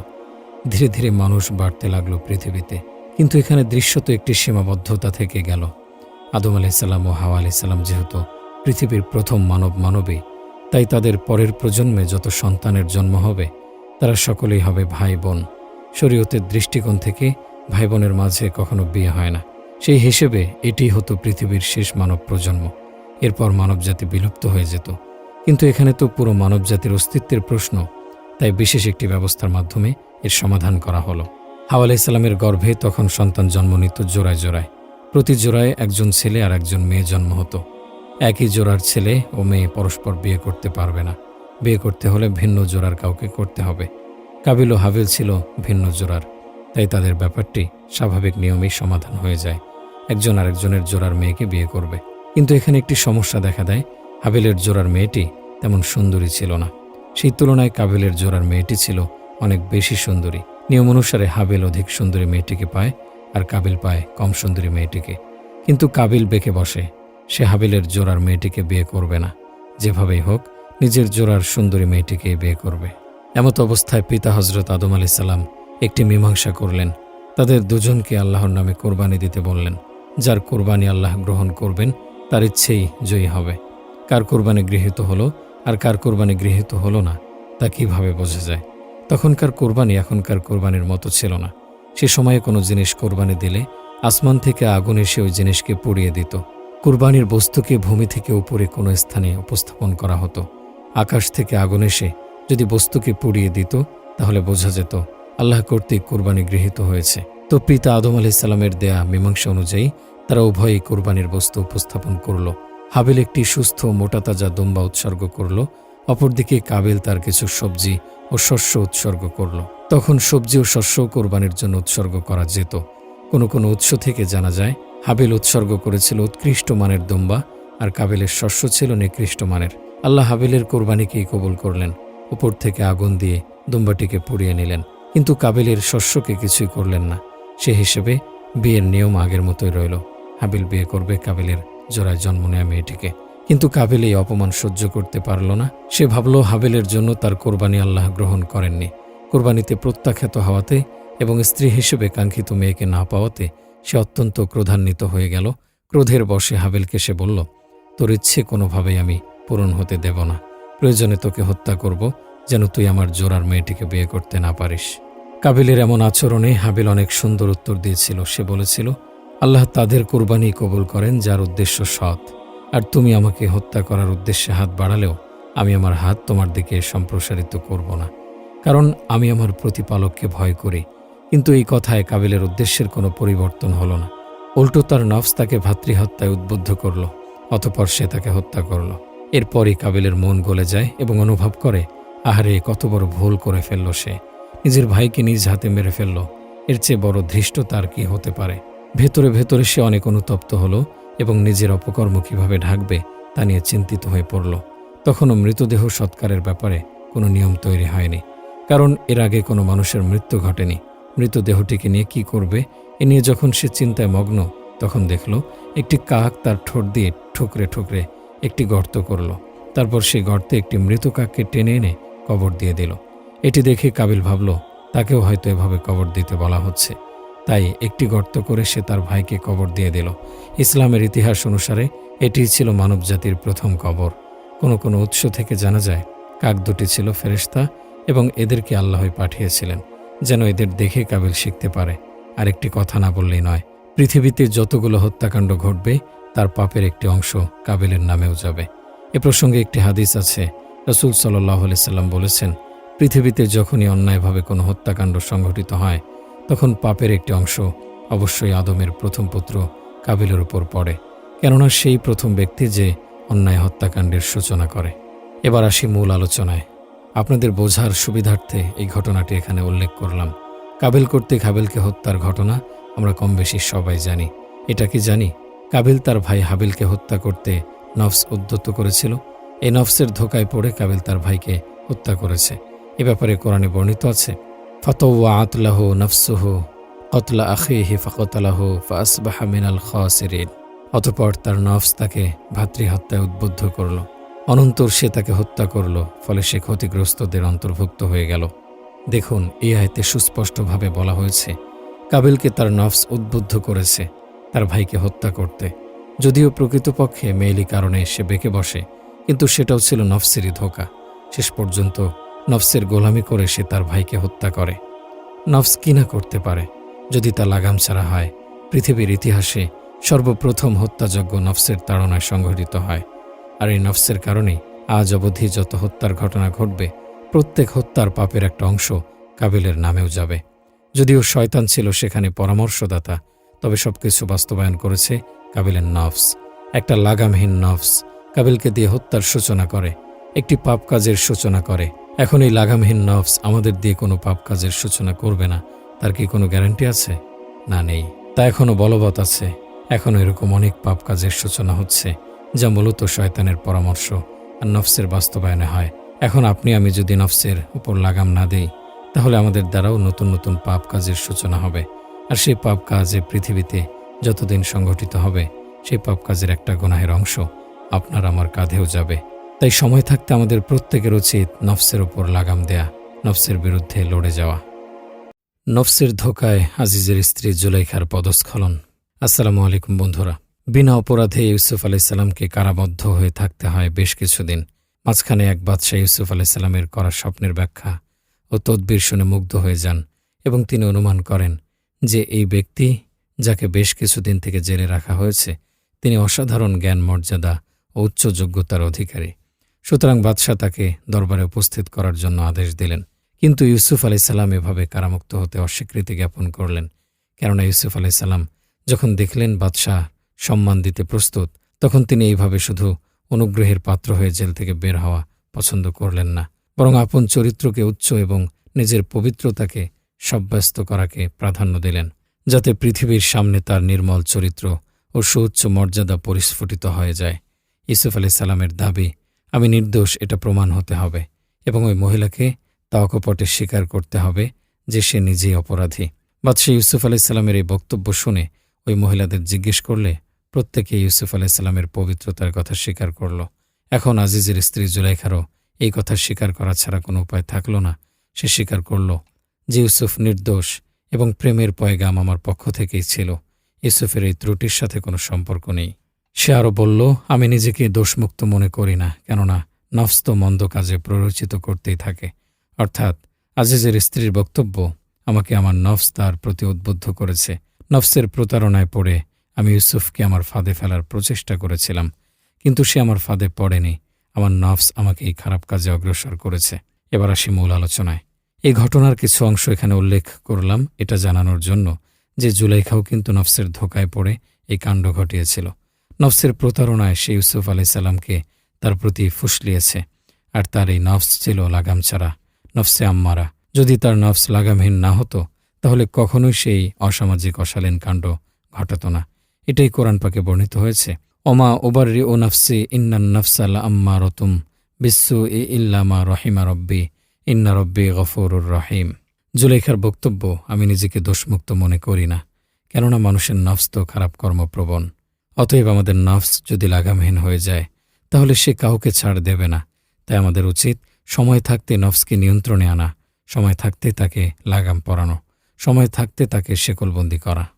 নফসের গোলামি করার আরেকটি ক্ষতি হচ্ছে, সে আপনাকে অপবাদকারী রূপে ব্যবহার করবে। নফস যদি লাগামহীন হয়ে যায়, তখন তার চোখে আলোকে অন্ধকার, আর অন্ধকারকে মনে হয় আলো, মিষ্টিকে মনে হয় তিক্ত, আর তিক্তকে মনে হয় মিষ্টি, সাদাকে মনে হয় কালো, আর কালোকে মনে হয় সাদা। মোট কথা, তার অন্তর্দৃষ্টি সঠিক বিষয়টা অনুধাবন করতে পারে না। ফলে সে সতী সাধী নারীদের উপর অপবাদ আরোপ করতে বিন্দুমাত্র দ্বিধাবোধ করে না। তার কাছে সবাই নিকৃষ্ট, সবাই খারাপ, আর এটা হয় নফসের ত্রুটি বিচ্যুতির কারণেই। সে অশ্লীল পাপাচারে লিপ্ত থেকে তার নফসকে এমন পর্যায়ে নিয়ে গেছে, এখন দুনিয়ার সবাইকেই তার নিজের মতো মনে হয়। মনে হয় সবাই খারাপ, সবাই পাপাচারে লিপ্ত, সকলেই তার মতো কোনো না কোনো গর্হিত কাজে নিয়োজিত। নফস যদি আমাদের নিয়ন্ত্রণে না থাকে, তখন পাপাচারে লিপ্ত হয়ে একদম কলুষিত হয়ে যায়। ফলে তার অন্তর্দৃষ্টি এতটাই খারাপ হয়ে যায় যে সর্বদাই সতীসাধী নারীদের ওপর অপবাদে সিদ্ধহস্ত। সবসময় সবাইকে সন্দেহের চোখে দেখে, প্রকৃত বিষয়টি যাচাই বাছাই না করেই যে কারো ওপর মিথ্যা অপবাদ আরোপ করে। সতীসাধী নারীর বিরুদ্ধে অপবাদ ইসলামের দৃষ্টিতে খুবই নিন্দনীয় এবং দণ্ডনীয়। ইসলামে নারীর মর্যাদা অন্য যে কোনো ধর্মের চেয়ে বেশি। অমুসলিম বিশিষ্ট নারীরাও একথা স্বীকার করেছেন। দুনিয়ার সব সমাজেই নারীর মর্যাদা ক্ষুণ্ণ করার ক্ষেত্রে অপবাদকে অস্ত্র হিসেবে ব্যবহার করা হয়। ইসলামে অপবাদ সৃষ্টি গুরুতর অপরাধ হিসেবে বিবেচিত হয়। সতীসাধী নারীর প্রতি অপবাদের যে কোনো প্রবণতার বিরুদ্ধে ইসলাম কঠোর অবস্থান ঘোষণা করেছে। কেউ যাতে তাদের বিরুদ্ধে অপবাদ রটনায় সাহসী না হয় সে বিষয়ে সতর্ক করতে পবিত্র কোরআনুল কারিমে মহান আল্লাহ পাক ঘোষণা করেন, ইন্নাল্লাযীনা ইয়ারমুনাল মুহসানাতিল গাফিলাতিল মুমিনাতি লুইনু ফিদ দুনিয়া ওয়াল আখিরাতি ওয়া লাহুম আযাবুন আযীম। যারা সতীসাধী নিরীহ মুমিন নারীদের বিরুদ্ধে অপবাদ আরোপ করে তারা ইহলোক ও পরলোকে অভিশপ্ত এবং তাদের জন্য রয়েছে গুরুতর শাস্তি। উপরোক্ত আয়াতে মহান আল্লাহ পাক সুস্পষ্টভাবে ঘোষণা দিয়েছেন, কোনো সতীসাধী নারীর ওপর ব্যভিচার ও অশ্লীলতার অপবাদ আরোপকারী ইহলোক ও পরলোকে অভিশপ্ত, তার জন্য গুরুতর শাস্তি অপেক্ষমান, দুনিয়াতেও তাকে শাস্তি পেতে হবে। আর তাছাড়া সতীসাধী নারীর ওপর অপবাদ দেওয়া সমাজভুক্ত মানুষের সুসম্পর্ক নষ্ট করে, সমাজে বিশৃঙ্খলা ও অনৈক্য সৃষ্টির মদত যোগায়। এ ধরনের কাণ্ডজ্ঞানহীন প্রবণতা জাহেলি যুগের আরব অধিবাসীরা একে অপরের বিরুদ্ধে অপবাদ সৃষ্টি এবং সংঘাতে মদত যোগিয়ে আনন্দ পেত। ইসলামে এ ধরনের কর্মকাণ্ডকে গুরুতর অপরাধ হিসেবে আখ্যায়িত করা হয়েছে। আমাদের দেশের প্রেক্ষাপটেও দেখা যায় সাধারণত অজ্ঞ এবং কুচক্রী লোকজনই অপরের বিরুদ্ধে অপবাদ ছড়ায়। অযৌক্তিকভাবে তথ্য প্রমাণ ছাড়া কারোর চরিত্র সম্পর্কে প্রশ্ন তোলা ইসলামে কঠোরভাবে নিষিদ্ধ ও নিরুৎসাহিত করা হয়েছে এবং ধর্মীয় দৃষ্টিতে তা কঠোর শাস্তিযোগ্য অপরাধ হিসেবে পবিত্র কোরআন ও হাদিসে ঘোষণা করা হয়েছে। সতীসাধী নারীদের ওপর মিথ্যা অপবাদ রটানোর প্রবণতা পূর্বেই ছিল। উম্মুল মুমিনিন হযরত আয়েশা রাদিয়াল্লাহু আনহার ওপরও অপবাদ রটানো হয়েছে। যা হোক, নারীদের চরিত্রের ওপর অপবাদ রটনাকারীরা কী পরিমাণে অভিশপ্ত তা বোঝানোর জন্য একটি হাদিসের উদ্ধৃতি দিয়ে শেষ করছি। রাসূল সাল্লাল্লাহু আলাইহি সাল্লাম বলেছেন, 7টি ধ্বংসকারী পাপ থেকে তোমরা বেঁচে থাকো। জিজ্ঞেস করা হলো, হে আল্লাহর রাসূল, ওইগুলো কি? উত্তরে তিনি বললেন, ওইগুলো হলো আল্লাহর সাথে শিরক করা, জাদু করা, বিনা কারণে কাউকে হত্যা করা, সুদ খাওয়া, ইয়াতীমের মাল আত্মসাৎ করা, জিহাদের ময়দান হতে পলায়ন করা এবং সতীসাধী সরল মুমিনা স্ত্রীলোকের ওপর অপবাদ আরোপ